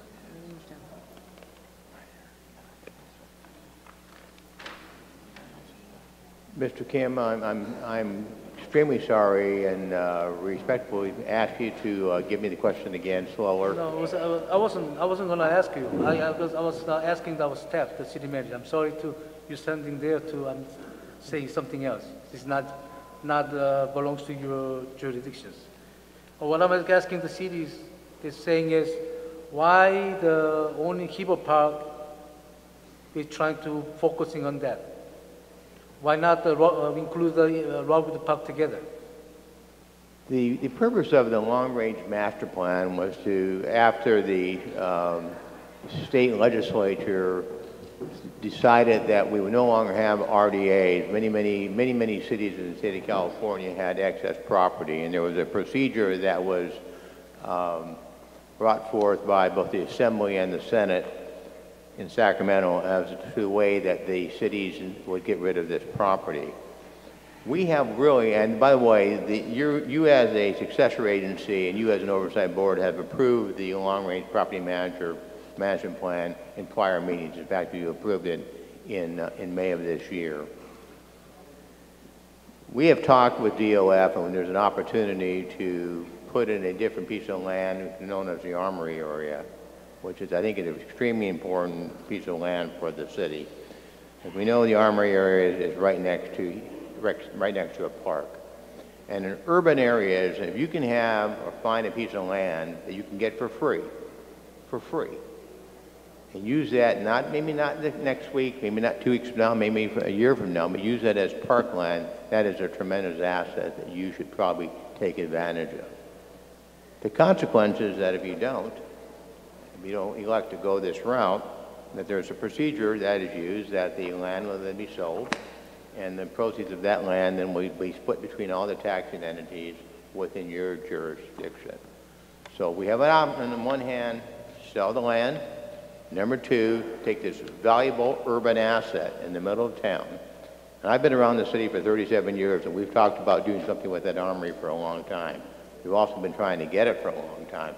Now we have opportunity to lay claim in it. It'll become city property. DOF, the Department of Finance, is simply asking the city to reaffirm that it is going to be public land. We have to act on this tonight. We have a deadline tomorrow at noon with DOF to say either yay or nay. So I would strongly encourage the city council to say yes. Don't let this asset leave our hands. We have battled for many years to get that, first from the federal government, then from the state, and so on. So it's ours for the taking.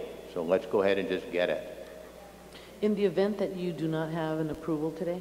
Pardon me? In the event that you do not have an approval then today? you'll lose it. What happens to the property? The property will go up for bid. Back to the state of California? Plus, we have another issue, too. We also have an issue is that the federal government, whether you're widening the board and want to see us have a fully adopted property management plan. That very well could slow down that process.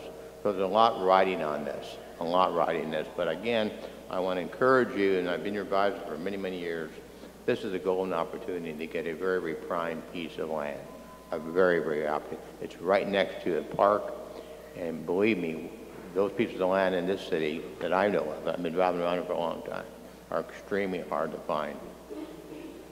I have a question. If this agenda item is not passed, when you say it will be the land will be sold, is that correct? And I believe 27% of that comes back to general fund, whatever this land is sold for, correct? Yes, the understanding that I have of the process, that the land will be sold, and then the proceeds of that land sale will be split. Do we have an appraised value on that land? Pardon me? Is there an appraised value on that land, or? No, there is no appraised value on land right now. It's basically not because it's governmentally owned land. But let's say that we elected to go ahead and sell it, we will get an appraisal on it, and then we'll simply say, okay, city's tax rate is 28.8 cents, depending upon the tax rate area that it's in. That's what we will get of all the proceeds. So, what's the timing if it is allocated for a park? What's the timing that we have to make that a park? Is there a specific? It's my understanding of the regulations. There is no timing. They're only asking the action you're asking, and we're asking you tonight, is simply to confirm to the state of California Department of Finance that we will use this for public land. Public land doesn't have to be a park, but it has to be something public. It has to be governmently owned.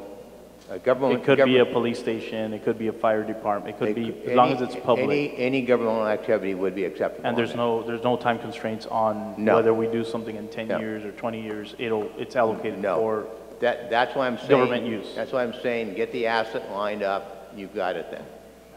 A motion for its approval. Second. It's moved and seconded by Real and Hurtado. All those in favor respond by saying aye. Aye. Aye. Motion carries 5-0.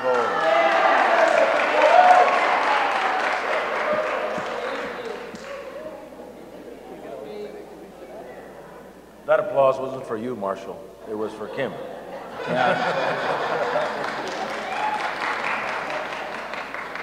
Item 11, resolution of the City Council of the City of Calexico authorizing the city manager or his designee to endorse the master agreement, program supplement agreements, fund exchange agreements, fund transfer agreements, and any amendments entitled administering agency, federal and or state funding project for the Calexico Bicycle Master Plan update. Make a motion to approve. Mr. Kim had pulled this one as well. I will ask him if he has any questions on this one. Yes, this one only for the bicycle master plan or all the project money we're talking? Bicycle master plan. Bicycle master plan. That's what only bicycle master plan only, or all the project money? It's only for the bicycle master plan. Bicycle project money. Correct. Okay, so the bicycle master plan, how we gonna do we gonna have the bicycle lane? I believe so. The master plan will determine which streets we will have bike lanes on, and it will determine the design of the bike lanes on each one of those streets. This was, has Planning Commission looked at this? Do you know, Mr. Warren? I know. The Planning Commission will be part of the process, working with the with Caltrans and the city and the consultants or the engineers that we have involved in this, and I think it's very appropriate that they be involved in it. All right. Any other question, Mr. Kim? Well, I make a motion to approve it. There's a motion on the floor by Mr. Kim. Is there a second? Second. Second by Castro. All those in favor respond by saying aye. Aye. Aye. Aye. Motion carries unanimously.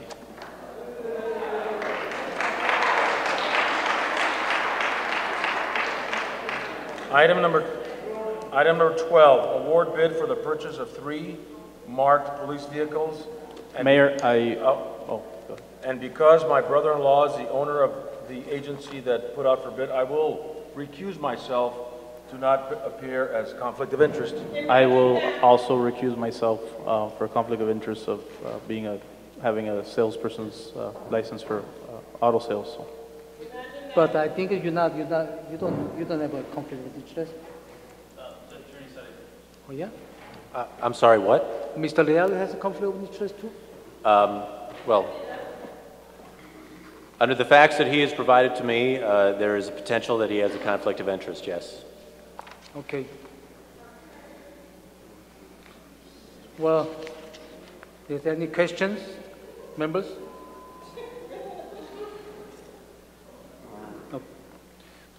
There should be, you should check to see whether or not there's been any request for public comment on this.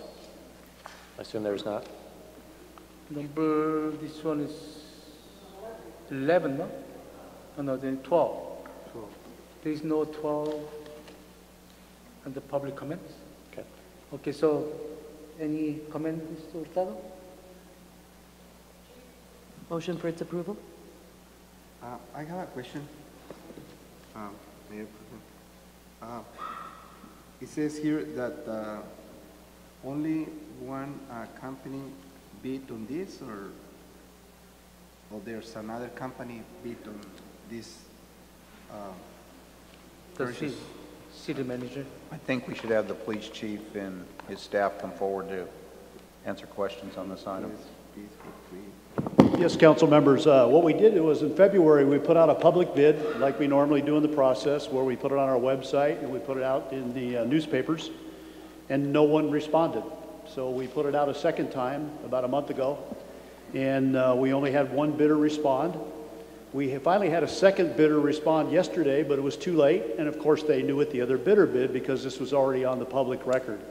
So we've only had one legitimate bidder in the process, and actually we did pretty well. The Dodges that we bought in the past were about $3,000 a car more expensive. So by buying these Fords, which my officers preferred, we actually saved money on this bid. So it worked out well for the city. And also, these cars are paid for by the Stone Garden grant funds. So they're not even city funds. It was part of a grant that we got the early part of the year. So we did very well. And my police officers wanted to try a different car. The reliability of the Dodges hasn't been the best in the world. So they wanted to try out the Ford Explorers, and several cities already use the Ford Explorers, including the CHP. And the best way I describe cars with police officers, it's just like you and I. They're very personal, so it doesn't matter what car you buy. Half of them like them, half of them don't. So it's my opinion that it's just a wise choice to give them more than one choice of car. I drive a Dodge Durango simply because I'm tall, and a Dodge Charger is a horrible car for a tall person. A lot of my officers aren't tall, so they like the Charger. So we're giving them a variety of opportunity to look at other vehicles for the future, and that's how this process went. Given that this purchase is going to be through Stone Garden, I know that we had some issues with some inappropriate use and things like that. Yeah, we were actually very, yeah. So at this point then, Stone Garden is healthy again, and we're Yeah. looking now to purchase these items because we've got a grip on it again? Yeah, we're very lucky. They gave us back all those funds. They also gave us some funds I mentioned at the last meeting that another city turned down for our cameras, for our video system. So we're back in their good graces. Our officers have really been producing on the Stone Garden overtime details, been very productive in reducing some of our crime issues. They're now helping us work on some of our downtown burglary issues that we're having. And that's continued. Even though we caught one, we now have another one working at night in the area. So. And the other thing I want to... Stone Garden is back to doing what it should do. Yeah, doing what it should do, and the Border Patrol's running it. And we've been told that they're going to actually give us more money next year because we've been producing so well the last few months. And we will probably get more money for equipment and vehicles. So it's very good for the city of Calexico, and the citizens should be very grateful to the federal government and the Border Patrol. They've been very supportive to us. Okay. Mr. Mayor Pro Tem, I have a motion for its approval. Well, can Mr. Castro talk? Yes, what I'm reading here, the balance of is going to be like probably $5,000 more we will pay from asset forfeiture funds. Is that something you can get from the asset forfeiture money to buy cars? That's Yes. my question. Yes, it is. It is okay for us to use those to pay the balance of cars past the amount that comes from Stone Garden. Okay, and also you mentioned that you put that on the newspaper to advertise that to open for bid this. Can you repeat where do you expose this bid on the newspaper and then where at to? You know, I don't know which specific papers. I know it was in the Imperial Valley News, and I know it was in one of our local papers. I'm not sure which papers because I didn't put the ads out. The city did that. Mm-hmm. But we actually advertised it Richard twice. Warren, do you know about that? Do you remember about this issue? You know, it's been a while since they put these out to bid, and I don't recall right offhand which papers it was put in, but we can get that information for you tomorrow. Okay. But it was put in the paper, it was advertised. Also on our city site. Yeah, bids were solicited from the various providers of police vehicles. So there was a conscientious effort to solicit bids, and we do have bids, and just based on the price of vehicles, they appear to be reasonable. Okay, so this one is from Mr. Castro. Is finished? Yes, I'm done. Okay, this one from the Stone Garden grant money, not from the asset forfeiture funds. It's a combination of mostly Stone Garden and then about $5,000 and a little change out of grant funds because there wasn't quite enough in the Stone Garden account that was left over for these vehicles. So we added about $5,000 from the asset forfeiture. I'd like to see from the spending from the forfeiture money because that one is like free money. Stone Garden we can use for the personnel officers patrolling. No, actually, that's what got us in trouble, Mr. Kim, with Stone Garden last year, is we were using the money inappropriately in the city. By Stone Garden grant guidelines, they give us a certain amount of money for overtime, and the other amount of money is for equipment, and we cannot mingle the two. We have to buy equipment. So when they give us a grant for vehicles, we can only buy vehicles with the money. So that's what got us in trouble a year ago, is because the department was using the Stone Garden grant funds for things they shouldn't have been using it for. That's why they suspended it. Okay, thank you. You're welcome. So I think Ms. Hurtado was a motion, make a motion to approve it. Do I have a second?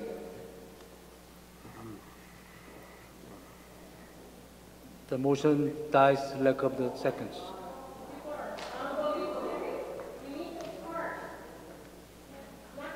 I'd like the council to reconsider. You're looking at vehicles that are essential services to your community. And as you can see, your community is here. And they are asking that you look at what you're doing as far as not considering to provide better services to your community. These are police vehicles.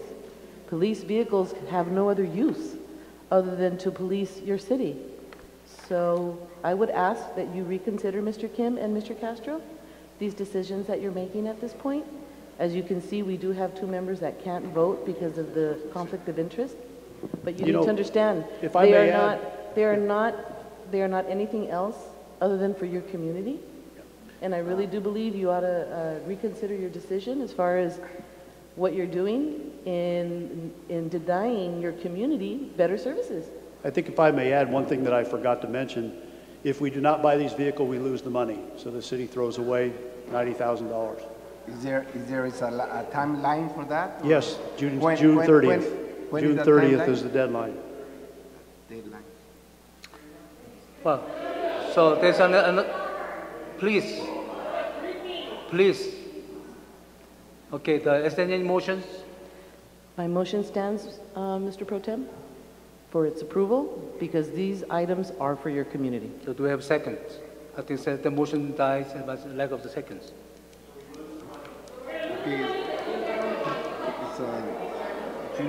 Okay, I make the motion to not to approve it and to send it back to. Please, we have the meeting. You are not we have a meeting. Council have a meeting. Okay. We have a meeting. Please. You are delaying the meeting. Okay. If you do again, I have to call the police to remove you. I once again urge the council to think about what you're doing. Okay. I make the motion to not to approve it. Can I ask a question? I would like to listen. Go ahead. This is critical for public safety. It's grant money. I encourage Councilmember Kim and Castro, please put aside your feelings and vote for something to protect the public health and safety. Okay. And before, and please, if you're not going to vote for this, please tell us what your rationale is for not doing it, because this is grant money. Okay, Mr. Warren, so we have a meeting. Okay, I make the motion. I'm making a motion to not to approve it, and send it back to open the bidding again with the different possible try to save the monies. Mr. Kim. Okay, I make the motion. Mr. Kim, I won't support that, so we're going to make the motion to open the bidding again. You won't have that support either, Mr. Kim, from me. Okay. Do I have a second? Mr. Kim, in order for that to happen, you need my vote, and you don't have it. Okay. You won't be able to motion and have an approval for any other activity. Mr. Kim, you will not have my vote, Mr. Kim. Okay, you're not gonna vote it. You said no. Not to deny this. Do I have a second or not? If I don't have a second, we're gonna be like motion to lack of ties. Okay, well, what's the motion? Can you repeat the motion? Okay, I make the motion to not to approve it, to send it back to open the bidding again to bring with the other fund. We can. Yeah. We can call for a special meeting. No. Yeah. Okay. Yes, I'm second that motion, but we can call for a special meeting after the bid, before the 30th. Okay.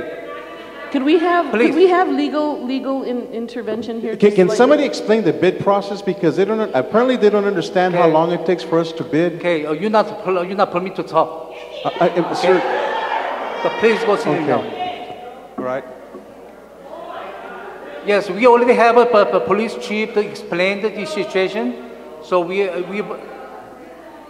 okay, so we have the time to vote. You have something to say? Yes, Mr. Kim. You're not going to have any time to rebid it and have the time to approve and even get other bids. Okay. The bids are going to come after the deadline, so you're going to lose $90,000. So we have a vote. The motion and second is on the floor. The motion was not denying, and then to open the bid again to bring to the council. Okay. I'm sorry, but we haven't voted. If agreed, City say Attorney? aye. City Attorney, can you help him Aye. out? Say aye. City Attorney, I'm a little confused. I'm sorry? I'm confused. I'm not sure where we're at. He has made a motion, and he's waiting for a second. That's my understanding. Second was Mr. Castro, second. No, can you repeat the motion today? No, I was repeat. You already did? Yes. Do you understand the motion? Do you understand the motion? Please, this is council meeting. My understanding of the motion, Councilmember Castro, is to, I'm sorry? My understanding of the motion that has been made by Councilmember Kim is to deny the resolution that has been put forth and to reopen this matter for public bids. Yes, and also we are going to call for a special meeting after the bid. After the bid. Is that? Yeah. I'm second for that motion. Okay, so if you could raise your high. High. We're voting. No. Okay. Mr. Castro, your vote. Yes or no? I'm saying yes. Okay, 2-1, so we cannot make the decision, I believe. We have to have three votes to make the decision.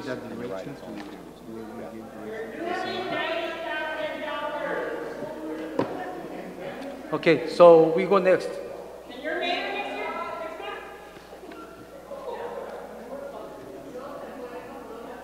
Okay, so Okay, my understanding is that there's been a motion by Councilmember Kim to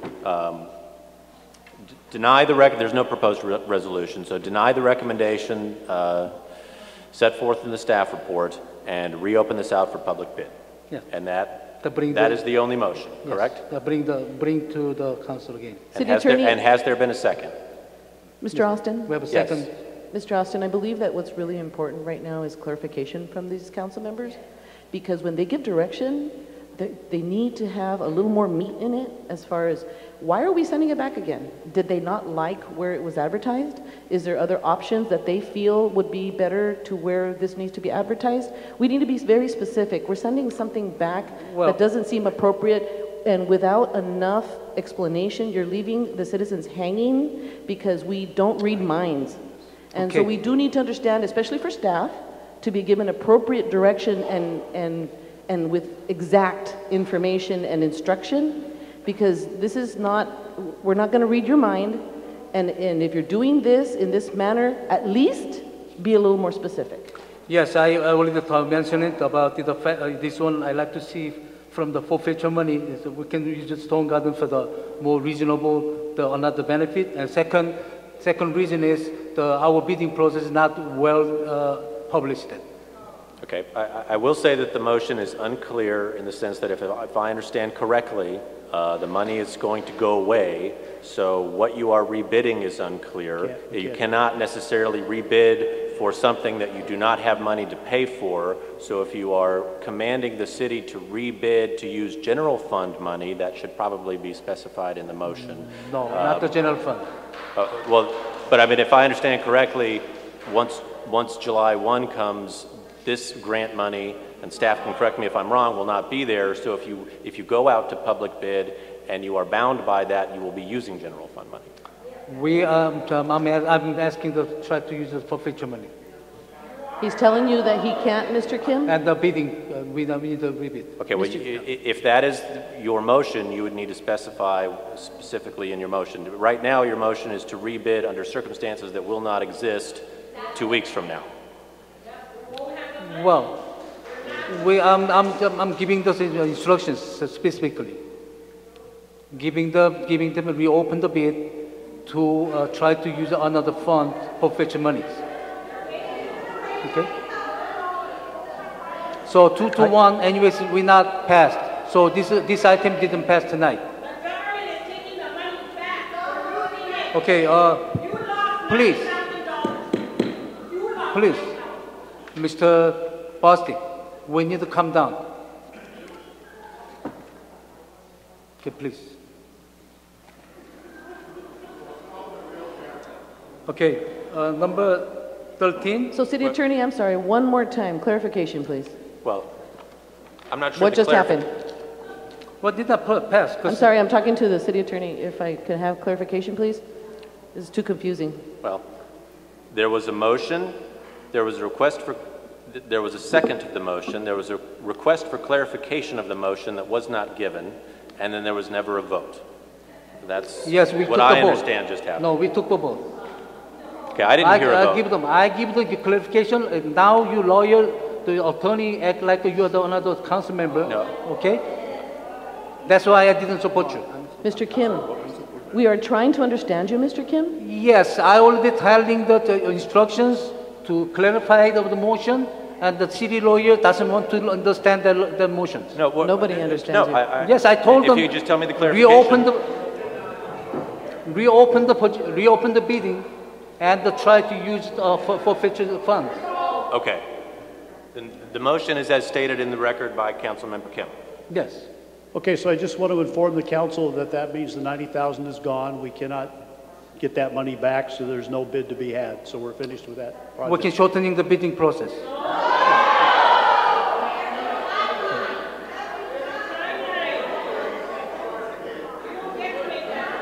Okay, if we don't approve tonight on this one, that is my motion dies. If Mr. Hurtado agrees to the 3 vote, at least we have a chance to have the bidding, open the bidding, and bring the item again. Mr. Kim, I'm not going to vote your way because there's nothing wrong with this.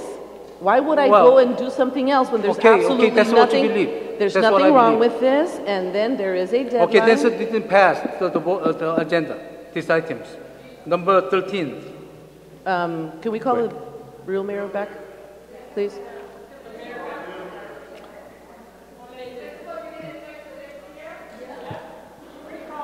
Purchase 5 years service number 13.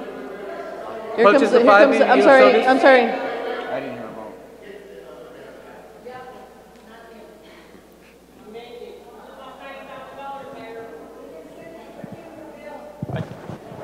I just have a question. Was there an actual vote in all this confusion? No. I'm asking the clerk. Yes. City Clerk, did you hear a vote at some point? Did you, you're taking the minutes, if I understand correctly, right? I'm just curious as to whether you heard a vote. I did not hear a vote. At the beginning, I motioned for an approval, and they both shot it down. So that was recorded, my first motion for approval. If you are clear from the record, it is fine. Okay.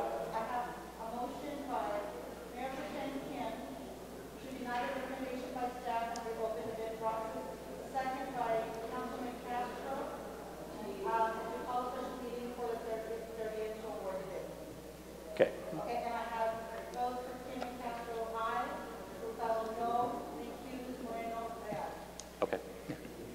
Could you also record the first motion where I motioned for its approval and the two councilmen denied it, please?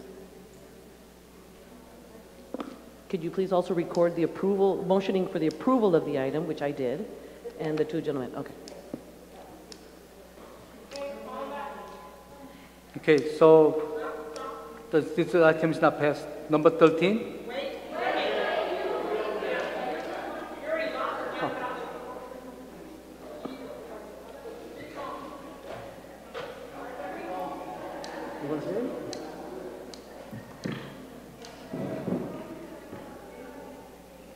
Did you do okay?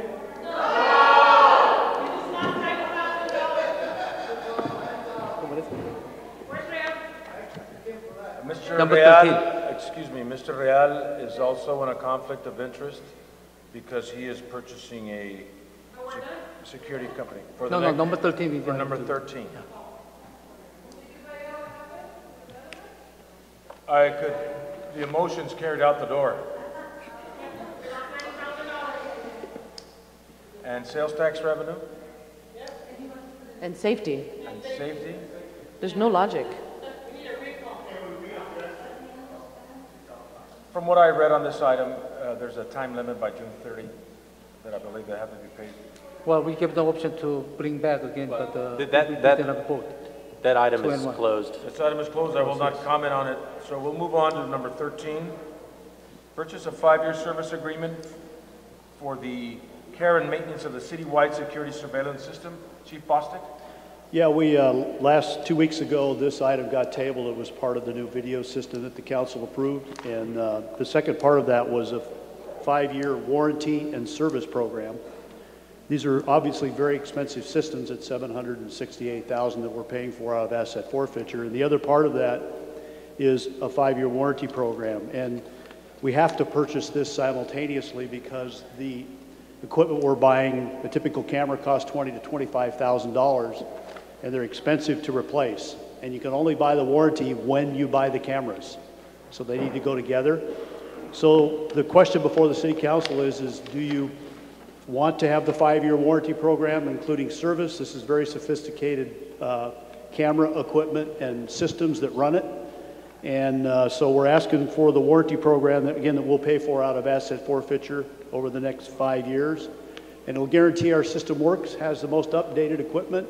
Anything that breaks, they'll put in either as good or better equipment. It includes all the software updates. That's where many of these technology companies get you. Every year there's a gigantic bill for software updates. And so this company's trying to prevent that from happening to us by giving us a 5-year plan to cover all those costs. And it's a very well thought out plan. And so we're asking for approval of the warranty program to go with the video system that we just approved. All right. Any questions for Chief Bostic? This one is the last meeting, the council approved buying the cameras for the Right. street. Yes, This one for the software and maintenance. And Yes, sir. This is the services. maintenance to keep it going for the next 5 years, so we make sure that we have a really good system and we can maintain it. And we have all the weather challenges that are possible, so that's another reason that we have to be aware of, because these are very expensive, very sensitive equipment. Well, since I didn't approve the buying this camera, I'm not going to approve this one. Is there anything that you approve, Mr. Kim? Well, I've been approved several things. Okay. I have no questions. Anybody else have any questions or comments? Is there a motion to approve this item? Motion, sir. Moved by Hurtado, I'll second. All those in favor respond by saying aye. Aye. No.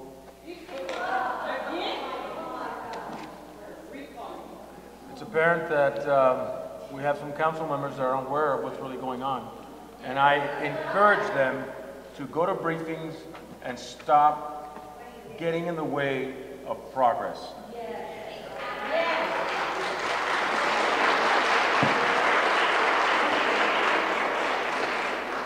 And The that's city all I hall have. staff, We're going to city hall discussion staff and not- potential action items.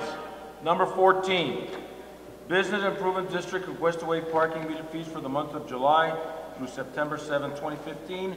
We do this every year. I have two people wanting to speak, Maribel Padilla and Danny Romero. Where's Real? Call Mr. Real in.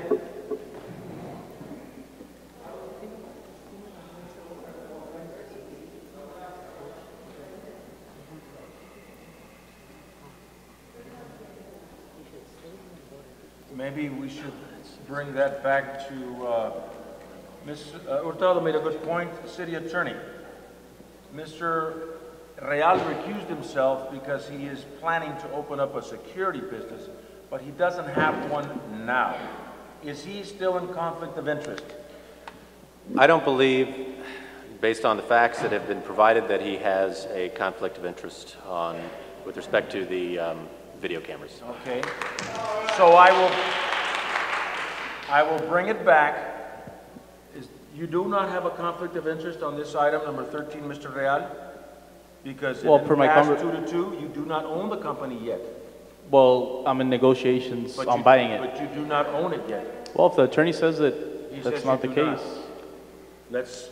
It's a 5-year contract, which upon purchasing the contract, upon purchasing the company, I think it's a conflict of interest. But if he assures me that I'm not in conflict of interest, well, I'm not going to take anybody's word but the attorney. Okay. Sorry.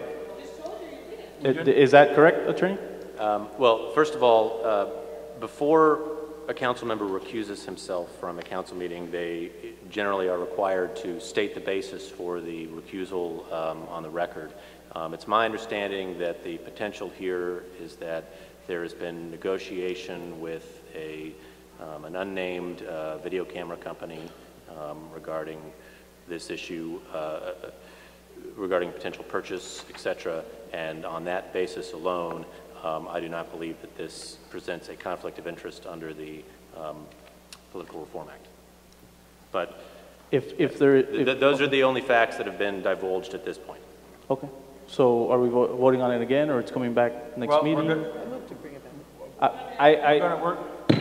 to bring it back, and we're going to take action.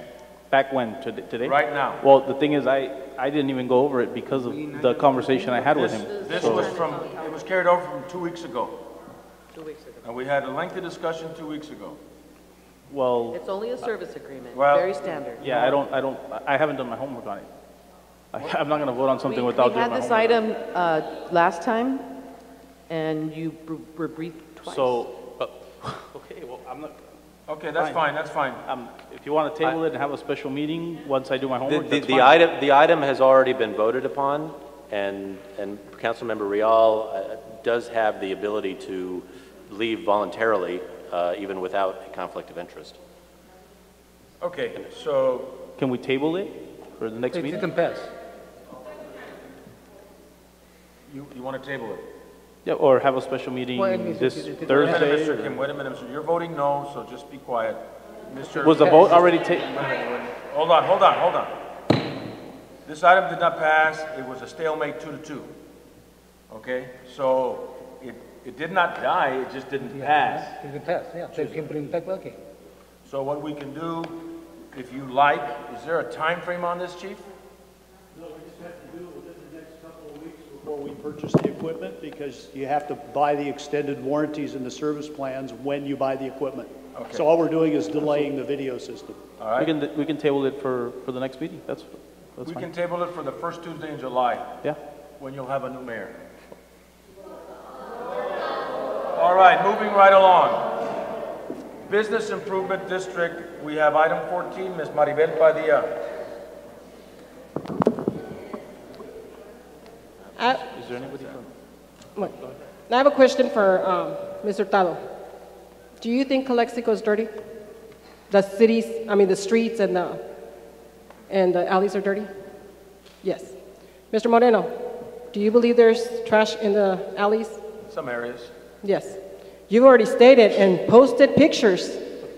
You two can't get enough of how dirty this city is. Why are you people going to vote on this to not get revenue out of these parking meters? We can use that money to clean the city. Do you not understand? You guys are contradicting yourself. Here's revenue. Revenue coming in that can be used to clean the city. You guys are complaining that it's dirty. Why would you say, no, let's not have the people pay? If I go out there, I pay. As a matter of fact, I go out there once a month and I clean those alleys. I don't see you, any of you, cleaning alleys. So if you're gonna sit there and complain and you post on Facebook, get your asses out there and clean that streets. If I can do it, if I can be quiet. It's not a debate. It's not a debate, Castro. It's my 3 minutes. It's my 3 minutes.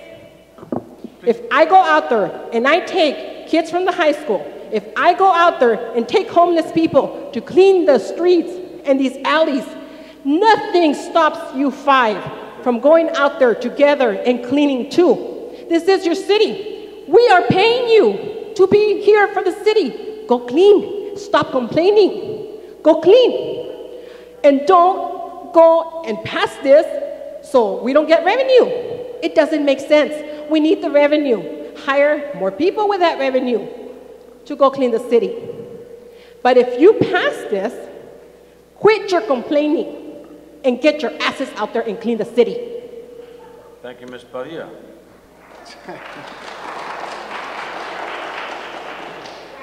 Mr. Romero. Is there anybody from the bid here? Nobody says from the bid? So, you let her talk? Come on. She has 3 minutes, freedom of speech. I've already discussed that with you. You don't want to speak? Go ahead, Mr. Romero. I don't know about you five, but she left me shaking in my boots. Now, also I want to make a comment before I start, and it might be kind of against me, it doesn't matter. Mr. Kim, I was born in Calexico. I was raised in Calexico. I do my business in Calexico. I graduated from Calexico. I am a born Bulldog. This is my city, okay? Just like for everybody else, Mr. Mendiola, Mr. Medina, and everybody else here. This is our city. You're talking about, you know, I came for the parking revenues. I cannot believe this council is considering this. You already give away the parking in December, and you're going to do it again during the summer. I guess the city has too much money and what to do with. Now, we have a situation where the curbs are not very well painted red, and yet we have a case open with the police department that somebody parked just too close to the red, that is faded out, and I guess you have no money to be able to paint those curbs red. Well, guess what? You can use those monies from the parking meters. You're going to have to dig money from the general fund to get these things painted. And what's going to happen? You're going to expose people, especially one who's on record with the police department that got a citation with a handicap banner, that the tire was just touching too much of the red. In which, City Manager Warren, I'll talk to you about that another time. The thing is I cannot believe that you guys gave away $90,000. I really believe, Mr. Kim, and right now it appears, Mr. Castro, I was hoping you were not going to go in that direction, is that you have a compadre that wants to submit a proposal. And they did not submit their bid on time. $90,000, that's going to go bye-bye. And you can have a ridiculous grin on your face saying that I know what I'm talking about. Because you don't, because you're showing you're completely uneducated on what the process is on the bidding process.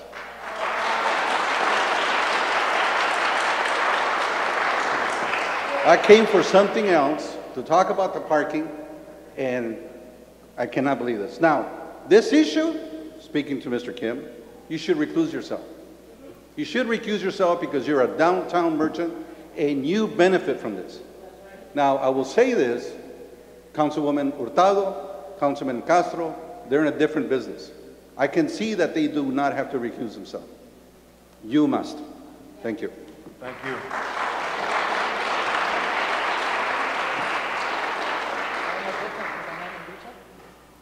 I don't know, are you in conflict of interest?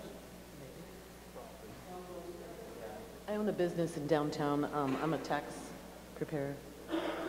Well, you own a business in the area that would be impacted by Yes, these I pay the Business Improvement District payment of amounts parking every meter year. fees.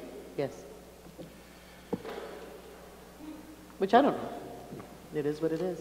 That presents a difficulty then. But last time we had the city attorney was clarifying it's not I'll recuse directly myself. decision. It doesn't conflict with interest.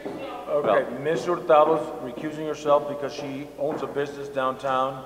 To my right, Mr. Kim owns a business on First Street. I don't own the business there. Would, My wife owns it. okay. Excuse me. You have a community property interest in the business owned by your spouse, but generally the conflict of interest rules transfer over when your spouse has the ownership interest in the business as well. If your wife owns a business in downtown and you have a community property interest in the income from that business, then you would be directly impacted by this and you would have a conflict of interest. I already had to clarify for the last city attorney was saying it's not directly business, it should be okay. Okay. It is apparent that city attorney has advised Mr. Kim that he definitely has a conflict of interest.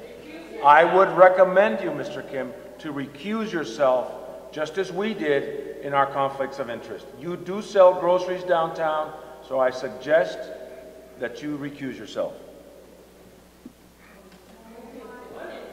I've been clarifying for the last city attorney said it's not indirectly.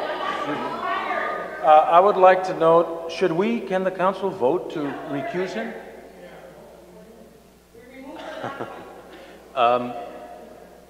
No, it cannot. It cannot I don't think it can vote to remove him from the council proceedings. No, but under these circumstances, no. We cannot. I mean, recusal requires him to leave the room. So I would like the public to know that Mr. Kim is in a definite conflict of interest. He will be your next mayor, and he's sitting up here voting on this item. Okay. Mr. Holloway, you are from Sam Alice Department Store. I am indeed. The Thank you. house of nationally advertised brands. I am indeed. Thank you. I stood in front of this council last year and requested this on behalf of the bid. I am a bid member. I think in a little different situation than everybody is here. I am a business owner downtown. I do own the property. I've been a huge advocate about taking away parking meters completely. My reasoning for this is we are still the only city in Imperial Valley that charges people for parking in our downtown areas. I understand that may have worked in the past, may have needed it in the past, but in today's environment, it is a total different situation. We're now competing, downtown is now competing with malls. We are competing with something we weren't several years ago. It's very difficult to have to tell a customer, I'm sorry you got a ticket. Yes, you didn't put a quarter in the meter. You came in, you grabbed a quarter. It's not good business. We're trying to we're trying to make this a pleasant place to shop in Calexico. And believe me, when you have a customer come out and see a $23 ticket on their vehicle, it's not a pleasant situation, and it's not really explaining or telling people that we are a friendly place in downtown Calexico. Yes, downtown Calexico is dirty. I'm not necessarily sure that the funds for cleaning downtown Calexico come out of the parking meters. My understanding is that fund is for, I believe, police traffic control. So that part of taking that money from the meters to clean Calexico, I think, is not valid. Again, this is the slowest part of the season for us. June, July, basically July, August, which are the hottest months that we have. It's difficult enough doing business in today's world to have to go through and have a customer be very upset because they didn't put a quarter in there. We're not saying take away the meters at the moment. I mean, it's something we'd like to go through and maybe work on in the future. As I say, other cities do it. Other cities don't charge. There's got to be a way to do it. I'm sure Calexico can do it also. Thank you, Mr. Holloway.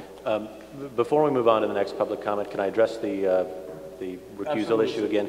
I just want to state for the record, we moved on quickly, that the consequences of not abiding, and this is for the benefit of chiefly for Council Member Kim, the consequences could include criminal prosecution if a conflict of interest is found to exist, civil fines, and of course invalidation of whatever vote is taken here. So I would recommend, based on the facts that have been divulged, that you do recuse yourself from this vote, from any further participation, for your benefit. For the last meeting, last year when we had to decide this one, we had to clarify by the city lawyer. Okay. It's not as long as not directly to infect in the business, it's not conflict of interest. Okay, well, A, perhaps he had more information than I did, but B, if he was wrong, that will not be a defense if there is a criminal investigation regarding this. So I just want you to be aware of that for the record. Thank you, City Attorney. No questions from the audience. Moving on with this item, any questions or comments from the I have council? a question from, I believe Lieutenant Gerardo is in charge, or is it Serrano? Is in charge of the parking meters? Okay. I had a question. As far as the income coming from the meters, do you have a ballpark what it's estimated at for this year, and what it doesn't have any background here on the fiscal impact that these 3 months would implicate on the department. Not just that, but we are only talking about the half an hour, not the 2-hour time limit. Is that correct? Yes, and if I would have been given the heads up that you guys needed that, I would have given you better numbers. Okay. But it's only going to affect the 2-hour, like you guys said. Yes, the money does go back into the general fund. It does not come back to the police department. So if I was to ask you, for example, 2013-14, what the revenue was, you do know that ballpark? Ballpark, we collect anywhere from $4,000 to $5,000 a week. So you're talking about 48,000 a year? No, more than that. I mean, we're looking at probably about per week, 5,000 per week. Yeah. So 3 20,000 to a month. 5,000. It depends on the. So about 240,000 a year. Approximately. And what does it cost to maintain those meters? Maintain them. What do we pay in salaries and benefits for I don't have the numbers for you now because we only have 3 full-timers and the rest are all part-time employees. Is it profitable? So we don't lose money. It's a wash because we use we pay for everybody that works for us, plus the traffic control in downtown too. So what the city's gaining, it's a wash, but what the city's gaining, I guess for free, would be the service, public safety, the traffic controllers. Public safety service, because what they do, our meter people report a lot of crimes in downtown, and they also stop a lot of crimes from occurring, because the people see them out there. So you got people that are trying to break into vehicles. They think they're police officers, and they stop what they're doing. Okay. They're very good witnesses too, because they usually get license plates of people that go into cars. Do you or have to give your chief financials a year on the traffic division? All that stuff is given to us, and we give them to finance. Finance director. And we do monthly too. We can do that. If you want all that stuff, I mean, if you would have told us, I would have given you guys all the background. I understand. I'm just thinking, because the reality is that business in Calexico is hurting. I mean, you can tell everywhere. If we're making money, if we're making money from it, then let's keep it. if it's a wash and it's hurting downtown businesses, then I think we need to rethink our Well, strategy on it. one of the things, Councilman Morales, is this, and if it's a wash, I mean, we're still providing services that need to be provided. In other words, somebody's got to pay for the services, and if we don't have that money coming in, then the city's general fund has to pick up that money. Well, I think it needs to be, a cost-benefit analysis needs to be done. We need to see where the money's coming from. Maybe it's the 2-hour time limit more than the 30 minutes. So maybe the 30 minutes could be, well, it's a little bit of both, and that's my thing. I mean, you do cost analysis, and yeah, you might not think we're making money, but we're getting a service. So my thing is... The service is what exactly? The traffic controlling? Traffic controlling. The service is people downtown, and you got, it's like security guards too. I mean, they're out there looking at what's going on, they're reporting crimes, they're deterring crimes. So I mean, it's a plus all the way around. I mean, if you get rid of them, then less people report stuff. You don't have your traffic controllers. I mean, and then all of a sudden it's going to become a huge parking lot if you get rid of them, because then you have your 2-hour parking. But sometimes you don't have the personnel to do the 2-hour parking lot right in 2 hours. Has the bid done an analysis on how much it's losing because of the parking meters? Do you guys have an idea as far as something like that? No? Maybe if they do maybe through the state report where they report all their earnings and stuff like that, we would get a true analysis on that. Okay. It depends. Is this done every year? Yes. I know it's yearly. Yes. And it's been passed for the last, I think 3 years, 4 years. Council, as I say, based on what the Assistant Chief Chalo has mentioned on that, we still have circulation of the people down there because we still have to chalk the tires every 2 hours.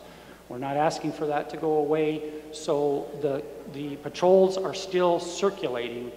And again, we're asking for the slowest months right now. We're not asking for this full time. And again, I don't have they haven't provided us with how much they'll actually take in, for the 2 months. But I would, as I say, it is very, very difficult downtown, and times have changed, and I really wish the council would consider this. Okay. I know what you're talking about, Mr. Holloway. I've had my family business downtown for years, and these are the slowest months, the worst months of the year. So I will motion for its approval. No, you're in conflict of interest. So no, I'm not going to ask you to speak because I've determined that you're in conflict of interest. Before you put it in, I'm going to abstain in this time. I'm sorry? I'm going to abstain this time. Okay, thank you. You're doing the right thing, sir. Yeah, abstain with this time, but I'd like to, city attorney, to bring the issues, clarifications, because any time soon, probably coming more and more, I don't have this kind of excuses. Okay. Well, we can get to that later, but thank you for abstaining. I just want to state for the record that if you're willing to abstain, I would encourage you again to remove yourself from the council chambers, because that is what is required under the code. Thank you, Mr. Kim.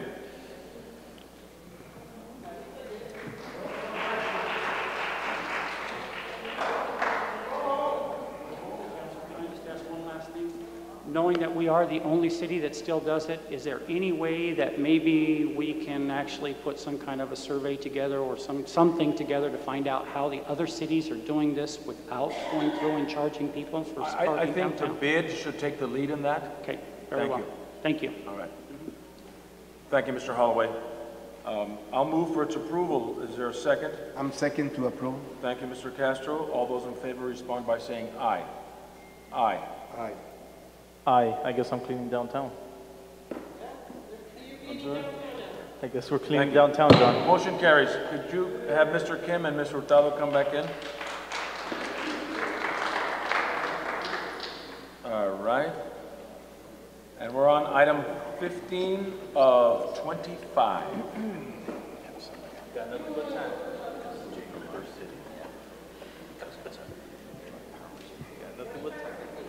We're on item number 15 of 25.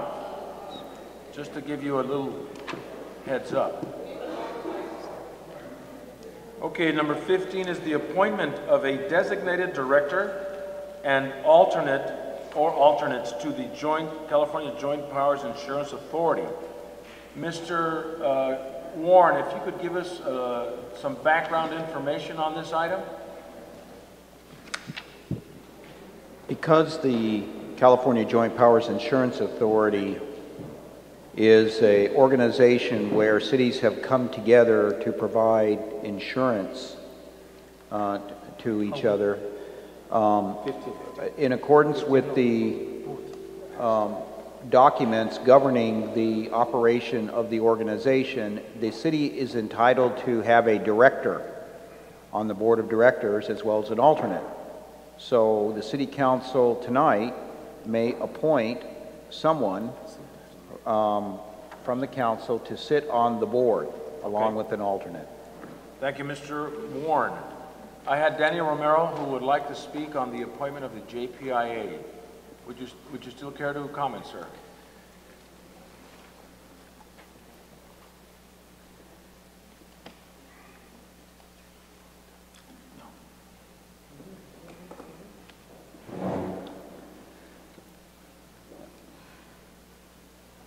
This will be the last one I'll speak on. And excuse me, but I will be out of order.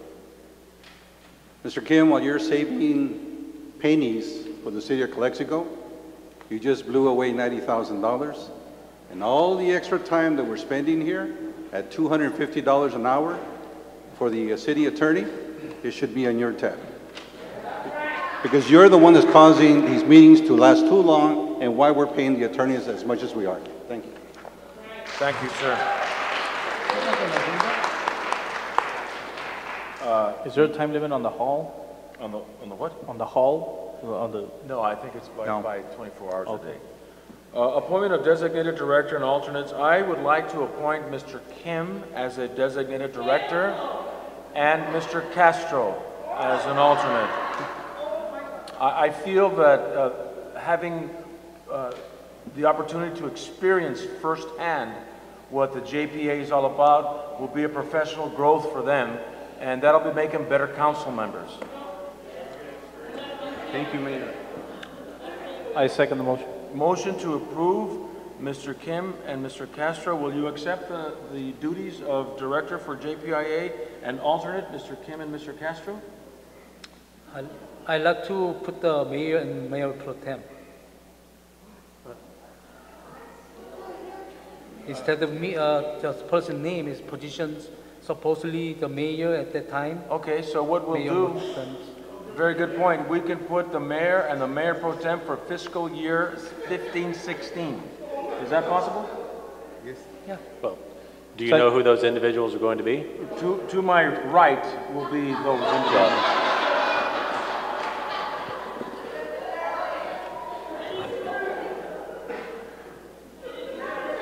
Or do we announce it by name?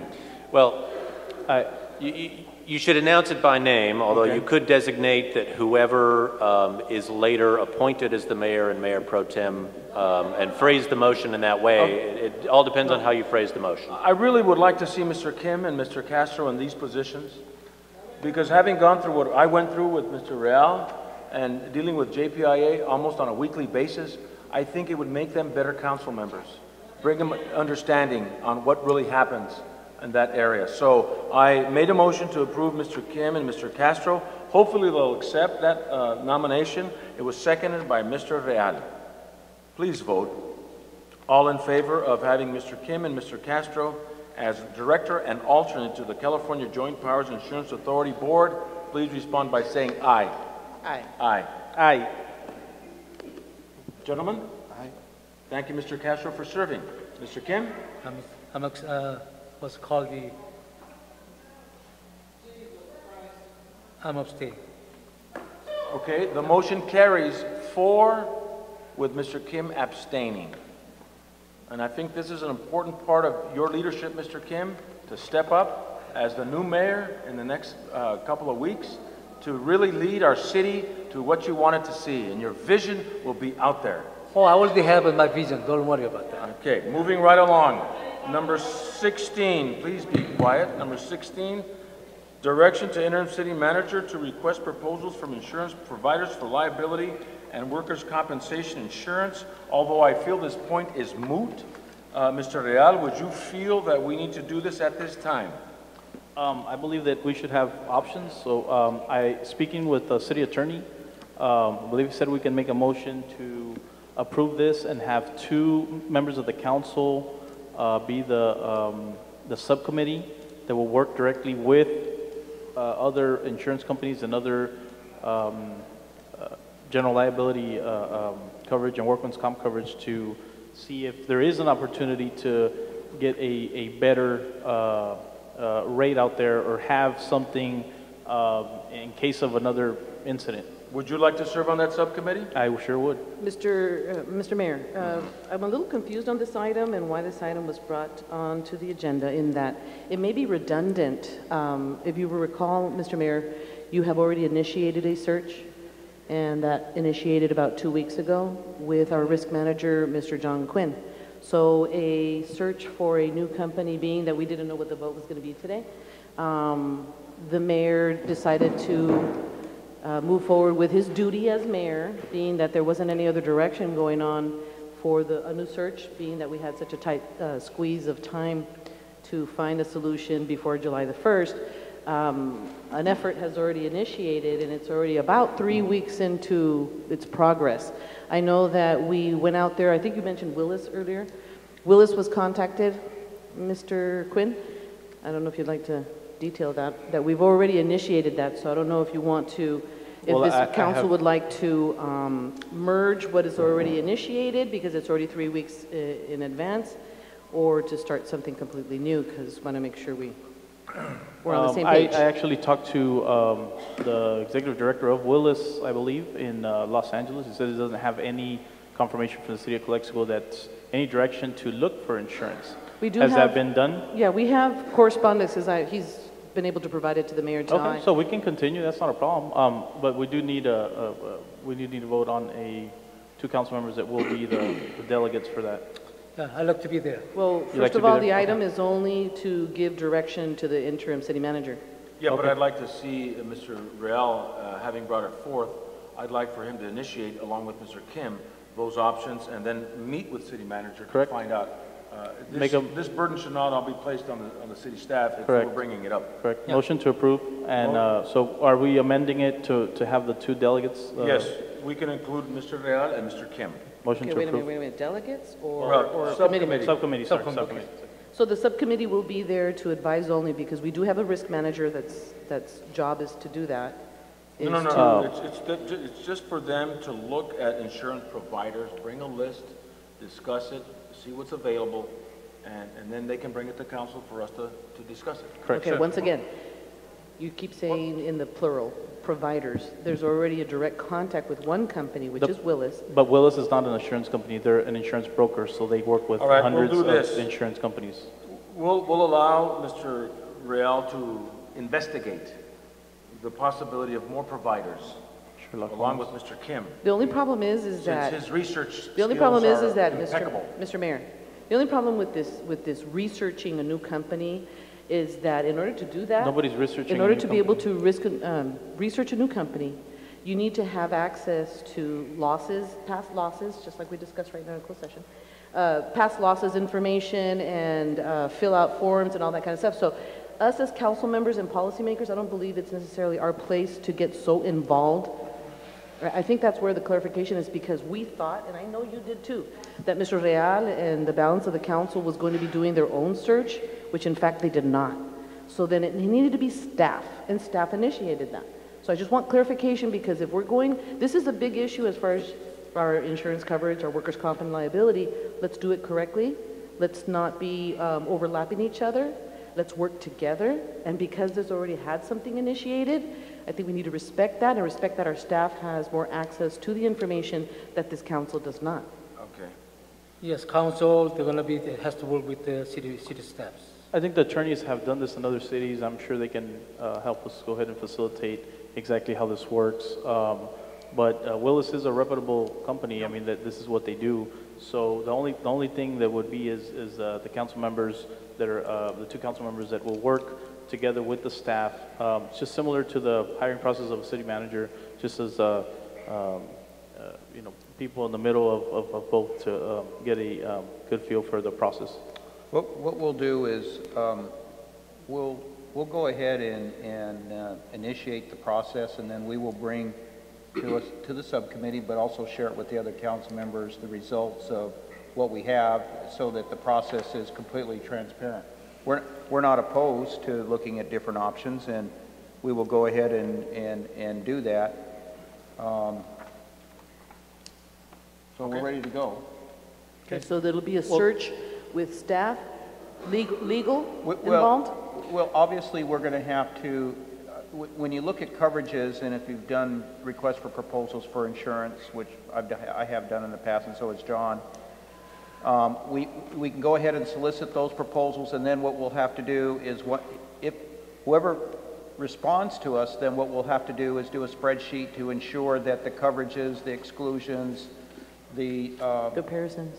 The other thing, yeah, we're going to have to do those comparisons to be sure that we're comparing apples and apples, and that's a fairly arduous process, but I have no problem examining different options. But that's the job of the broker, not the city manager or the staff. Well, city manager just gives the information to the broker, Willis, and they look for insurance. It's not quite that easy, because what typically happens is that you're going to get back different proposals, and it's like any other insurance. You're going to have to examine the policies. We'll have to work with the city attorney. Well, the staff can... we'll examine the policies to make sure that when we look at the various coverages as well as exclusions and other information, that we are truly comparing apples to oranges, or apples and apples. So we will go through that process. It's a fairly arduous process, but it can be done. I don't have a problem with that. What we do need is a third party to do it. So my motion is that we approve the Willis Insurance Company to be that broker. But Willis isn't going to be the only ones. Well, we can, yeah. I mean, because I guess what I'm saying is, because Willis is one broker that does primarily commercial. There are other joint powers authorities. Okay. So it could be broader than just Willis. So rather than constrain us as to who we have to go with, my suggestion would be a broad search. Okay, so why not just give direction? So motion to approve. Why not just give direction at this time, so that he can look for it, and then you can bring it back to us. Yeah, we'll bring it all back to you. We'll do a spreadsheet. What's that? Give him direction to look. That's what we're pressing. Yeah. Well, that's what I'm saying. The two council members to committees. To work with Mr. Ward. With the city manager. Okay, very good. So we're going to give direction on that one. So make a motion to approve number 16 with Councilmember Real and Councilmember Kim as the designated subcommittee. Right, to initiate a search. I'm second that motion. Moved and seconded. All in favor, respond by saying aye. Aye. Aye. Motion carries unanimously. Number 17, designation of voting delegates and alternates for the League of California Cities Annual Conference, September 30 to October 2nd in San Jose. Do you know the way to San Jose? I move that Mr. Kim and Mr. Castro be the voting delegate and alternate. Second. Moved and seconded. All those in favor respond by saying aye. Aye. Aye. Aye. Castro? Yes. Aye. Motion carries unanimously. Number 18, appointments by mayor and council members to various commissions. Council Member Hurtado, Historical Commission. I'm not ready. Not ready. Please be ready at the next meeting. Mayor Pro Tem, Financial Advisory Board. I'm not ready neither. Please be ready at the next meeting. This is going on about 3 weeks. Number 19, limit the number of items on the agenda per council member to 1 per meeting. I brought this up because Mr. Real had flooded the requests. I'm here to work. Of a better term, by requesting 5 items at the last meeting and 5 items at this meeting. I figure if we can limit it to at least 1 per item, per meeting, per member, I think it's more manageable for our staff to investigate, because it takes time and it takes resources to look for these particular items. I would hope that our council would support this so that we can move on. We'll see how it works, and if it's not working, we can come back and bring it back for change. Well, I like mean, to have I like to see the two. That one is too little, and sometimes some council members that they don't do it. They don't. All right, recommend I make a motion. I make a motion that we approve maximum 5 agenda items for all the council. So that would be 1 each, or if 2 council members don't, then the other 3 can add 1, but no more than 5 per meeting. I make a That's motion like that 1 we per approve meeting, 5 per meeting, whether it's me doing all 5 or Kim doing all 5 or Cass or. I don't think that makes sense. Well, I don't agree to that. let's try this way. Oh, the motion's on the floor. Well, you made a motion. Motion, do I have a second? I'll second for discussion. What's happening, Mr. Real, is there's a lot of items that are requested by you that are clogging the business of day-to-day operations for the staff. And I see it firsthand. If we were each to select 1 item per meeting to submit in writing, I think that would be a better use of our resources. Well, right now we've got 25 items on this agenda. If each of us picked 1 item, or each of us, that would be per meeting, that would be another 5 items. Many of these items can be dealt with without being agendized. So some of these items are, like for example, some of these items that you posted on information are routine items that come up. For example, the... Will they be routine from now on? Or will I have to ask from every single? They could be routine. Okay, on so we can give direction. Items. We can give direction on making them routine, so I don't have to ask for business licenses or right, financials every meeting. They provide those to us on a timely basis. Maybe we can, one of the things I think might be helpful in this process is some items that are requested where people suggest they should be city council items really are informational items that we could gather for you and give that information to you, and then if you had questions you could get with us. If there was a policy issue, then we could put it on the agenda. But that might facilitate getting you the information, at the same time make our council meetings efficient so that we're focusing on policy issues as opposed to just informational items. So for example, checks and warrants. No, checks and warrants would not, because we have to do that by law. Okay. But I don't know, historical commission minutes. I mean, why do we put that on a city council meeting agenda? Why not just distribute those to the council members? I'm just using that as an example. There are some things that are being asked. I'm certainly not trying to keep things off the agenda. I'm committed to working with everybody. You know, hopefully the council will work with us so that we can establish time frames of when things actually arrive at the agenda. But I'm suggesting some of these things we probably don't need to put on the agenda. The Economic Development Commission minutes. That's another one I think we could just give to everybody and not have it on an agenda. I'm just using those as an example. You know, we have a team building goals and objectives meeting with Mr. Garcia in the next couple of weeks. I think this is one of the items that we maybe need to discuss with him before taking action. I agree. What do you think? I think that would be a good idea. Just leave. Okay, so the motion of 5 for council meeting dies? No, we haven't changed anything. I think we should wait till we meet on the workshop. So table it.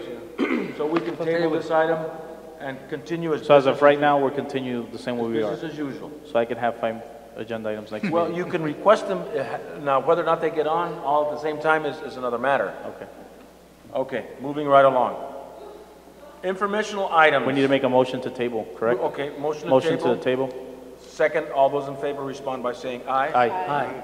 Motion carries unanimously. Acknowledge receipt, the Historical Commission minutes for the 7th of October 2013, the 24th of February 2015, and the 24th of March 2015. Number 21, Economic Development Commission minutes for February 12th, 2015. Acknowledge receipt. Acknowledge receipt, update on California Joint Powers Insurance Authority appeal.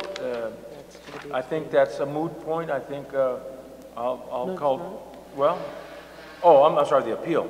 The appeal. The appeal's a moot point at this point because the JPIA will rescind its notice of cancellation. Thank you. Can you, I'm sorry, I think it's important just to clarify just a little bit. Can you expand on how that's going to happen? My understanding is, and I'll confirm with John Scholl tomorrow, there's a meeting on June 24th, and that's when that will occur. Wednesday, June 24th. An El Día de executive- San Juan. All right, very good. We'll find out at that meeting.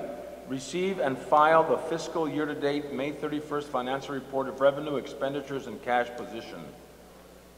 Any questions on that one? Yes, I do. Okay.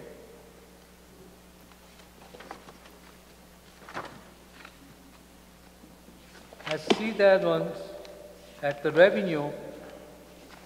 Yes, I see the matching numbers. Revenue, there's no numbers. Okay, the city collectible revenue section. 1, 2, third page. Total general fund revenue $17,358,586. Third page from the general revenue.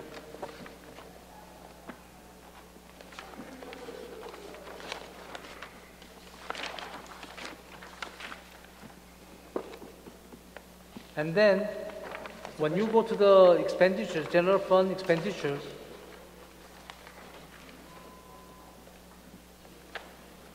they close the book, same amount spent, 14, 15 years, $17,358,586. Its matching numbers matches revenue and expenditure. So what's your question? So it's impossible the numbers matching. What I'm understanding is that we spending $19 million our expenditure. Now here's a 17 million. They match because the budget is balanced. Revenues equal expenditures in the budget. Yes, Mr. Kim, I'd like to reconfirm that. You were part of the council that approved the budget. You approved a balanced budget. And a balanced budget means revenue equals expenditures. So this is an expenditure of $17 million, exactly the same number as revenue. Exactly what it is in the budget document, if you look in your budget document. Something fishes. Thank you.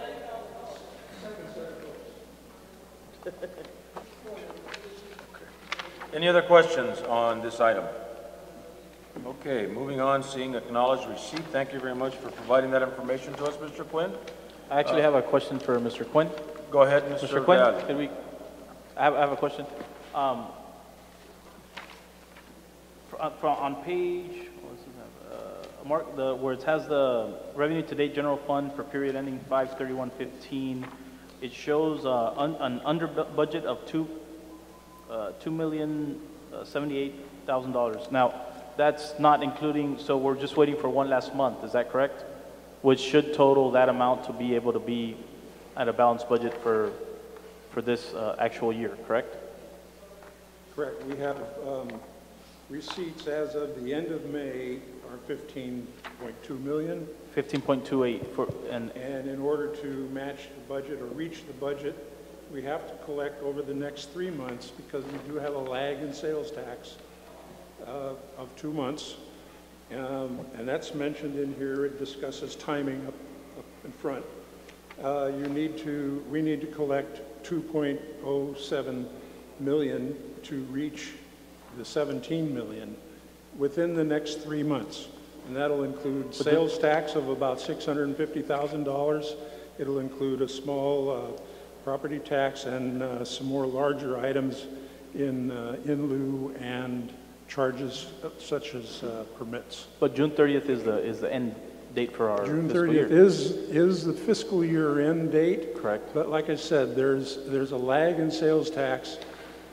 Government accounting permits revenue to be recognized as long as 60 days beyond that date for that fiscal year. And that's why we get the lag. And you will give us that information June, July, so beginning of September, August? We will make estimates at the end of June, just like we made an estimate here, and for the sales tax. And then in August, we reconcile it and you have the full actual value. Okay. And as far as the budget document for this fiscal year, you guys are working on it. It's pretty much. Would you have a timeline for when we will have that?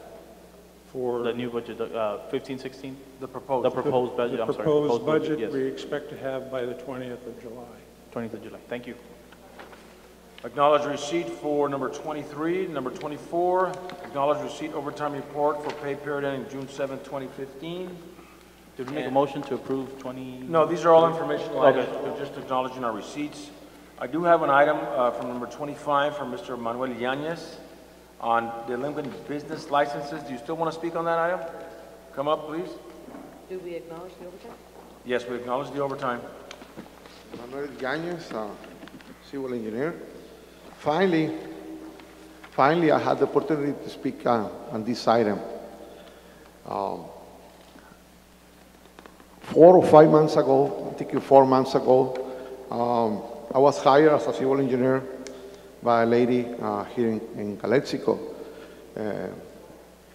She didn't have the funds to pay me, and then and she came to the city, and Mr. Wong gave her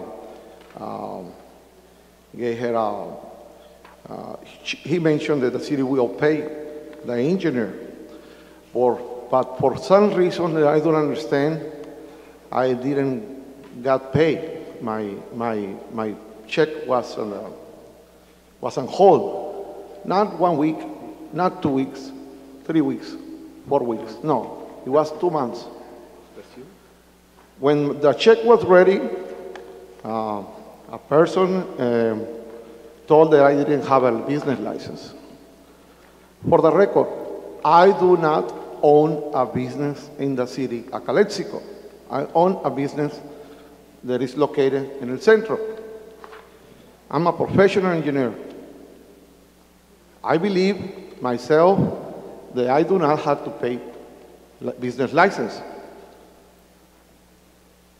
I suggest to you, Mr. Warren, to get a clarification for attorney if I had to pay. If I had to pay a business license as a civil engineer, then the attorney has to pay a business license as an attorney. I'm a professional engineer. I don't sell tacos on the street. You confuse me. You thought that I will be quiet, but no. I'm not a quiet person. I told you that I do not have to pay business license. And you told me that I had to pay because I do business in the city. Next morning I came, and guess what? Guess what happened? Mr. Warren forced me to pay 5 years. Please, don't stop me. Please, Mr. Moreno. Keep going. I haven't done anything. Mr. Warren forced me to pay 5 years business license. Is that equal? Why? Why you did that to me? You thought that I will be quiet? Why? What I did wrong? I told you that I don't need a license. It's in the ordinance. You just have to go and look for yourself. But if you force people to pay business license, I had on my hands, and I'm not going to tell who haven't paid the licenses, because everybody here knows me in the community. I'm not here to make enemies, but I just know that more than 600 people haven't paid the licenses. Why? Why? Why me? You forced me to pay 5 years. I haven't worked for the last, I had worked only for the last year. I was working my PhD. I didn't work for that period of time. But it's okay, you already did that. I'm going to give you the opportunity to research with an attorney and research if I had to pay the business license. If I had to pay it, that is okay. I'm happy to do it. It's only $100 per year. Your 3 minutes are up, sir. Yes. Thank you. But I still have more things to Yeah, say. but your 3 minutes are up. Everybody gets Thank 3 you. minutes. Thank You you. allow another members of the community to speak for more than 3 minutes, and Right. not me. Thank you. Thank you very much. One of the things, Mayor, if you look under item number 25, we list the number of businesses that have paid their license, and there are 1,988, and we have 679 that are still delinquent. which we are following up on and issuing citations to people who have not paid their business license. So we are aggressively enforcing the law as it relates to licenses. But I did want to point out to the council, we have collected 75% of the businesses in Calexico have paid for their business license, and we're following up on the other 25%. I have a comment. Yes. Question for the attorney. Do the attorneys, Rutan and Tucker, pay for a business license in every city they work in? Is that the norm? No. Wow. Also, for our conversation, But it all depends on the terms of the business license as to who, the business license ordinance as to who it applies to and who it doesn't. I have not looked at the business license ordinance for the city. Okay. Can we give direction to the attorneys to look at the business license? Honestly, also, our conversation in December, I'm not sure which day, but after I was elected, we had spoken, me and Mr. Richard Warren, with the business license, and there's some that haven't paid for years, and so we had said that by April, I believe we should start shutting businesses down that haven't paid, but that hasn't happened. Is there a reason? Code enforcement has told me they don't have that authorization. Is that correct? Do we need to pass an ordinance to get that done, or is our approach has been, because for years the business licenses ordinance was not enforced. That's why you have somebody stand up and say he hadn't paid for 5 years, because they weren't enforced. We made a decision, and we did inform the council that we were going to enforce the business license ordinance. And our approach has been that we send the notices, we send delinquents notices, and rather than shut a business down, our approach has been to issue citations. And that's the process that we have been involved in, and that has resulted in 75% of the collections made. Now, at some point, we're going to have to work with the attorney to see the process of revoking a license and actually closing a business down. But that's a very serious step. We want to be pro-business in Calexico, not anti-business. And secondly, it's fraught with all kinds of potential liability. You can't just take away people's livelihoods without a very carefully crafted procedural due process. And so before we go forward to shut anybody down, we are going to be working, when citations fail to get somebody's attention, then we will work with the attorneys to figure out what process we need to go through to ultimately get compliance. So you have to show progressive discipline or progressive action before you can close a business down? Yes, I believe that procedural due process requires you to give people plenty of notice before you actually take away their livelihoods, before you take away impact their businesses. So I think we've been successful. We have collected more business licenses from more businesses this year than any other previous year, and we are enforcing it. We are issuing tickets, and we've not only issued one ticket, in many cases we've issued a couple of tickets, but there's going to come a time when we're going to say these people are not doing it, and then we will work with the attorneys to make sure that we do this right and that people's rights are respected and that we don't just arbitrarily and capriciously take away their livelihoods. One question for clarification. As far as Mr. Yanis paying 5 years, does a business, or for example, Mr. Yanis or any business owner that's not gonna, for example, if Yanis says, I'm moving to Africa for 5 years, does he have to tell the city, listen, I'm removing myself from the business license list so that when he comes back in 5 years and continues to be a engineer or doctor, he has to... Yeah. Well, is like the DMV, you have to say this car's no longer mine? No, I think... Why would he pay 5 years if he didn't work for the last one of the things 4? One of the things that we're doing as part of this process is going through and purging businesses that no longer exist. And so if we find as we enforce this that business, for whatever reason, doesn't exist anymore, then they're taken off the list. Correct, but you haven't done business in Calexico for 5 years. This is a specific case that, Okay. but what we're issuing citations, we're purging the list of stuff that, of people that are no longer doing business. For example, the swap meets. There's a lot of people who may have purchased a business license at the swap meet, but they may only have come during the Christmas of 2014. They're not here anymore. So we would purge them off. So we are purging at the same time enforcing. And that's what's gotten us 1,988 business licenses collected. We still have 679 to go. So this is the status quo. Every person pays, whatever years the back pay. For example, if a business... If somebody owes us back... Well, what I'm saying is if somebody opened a business in 2010 and didn't pay their business license, and then they come in 2015 and need a check from the city, for example, for any type of service that Mr. Yanes did or another, they have to back pay the 5 years, that's correct? We are collecting delinquency and penalties and interest. Okay, okay.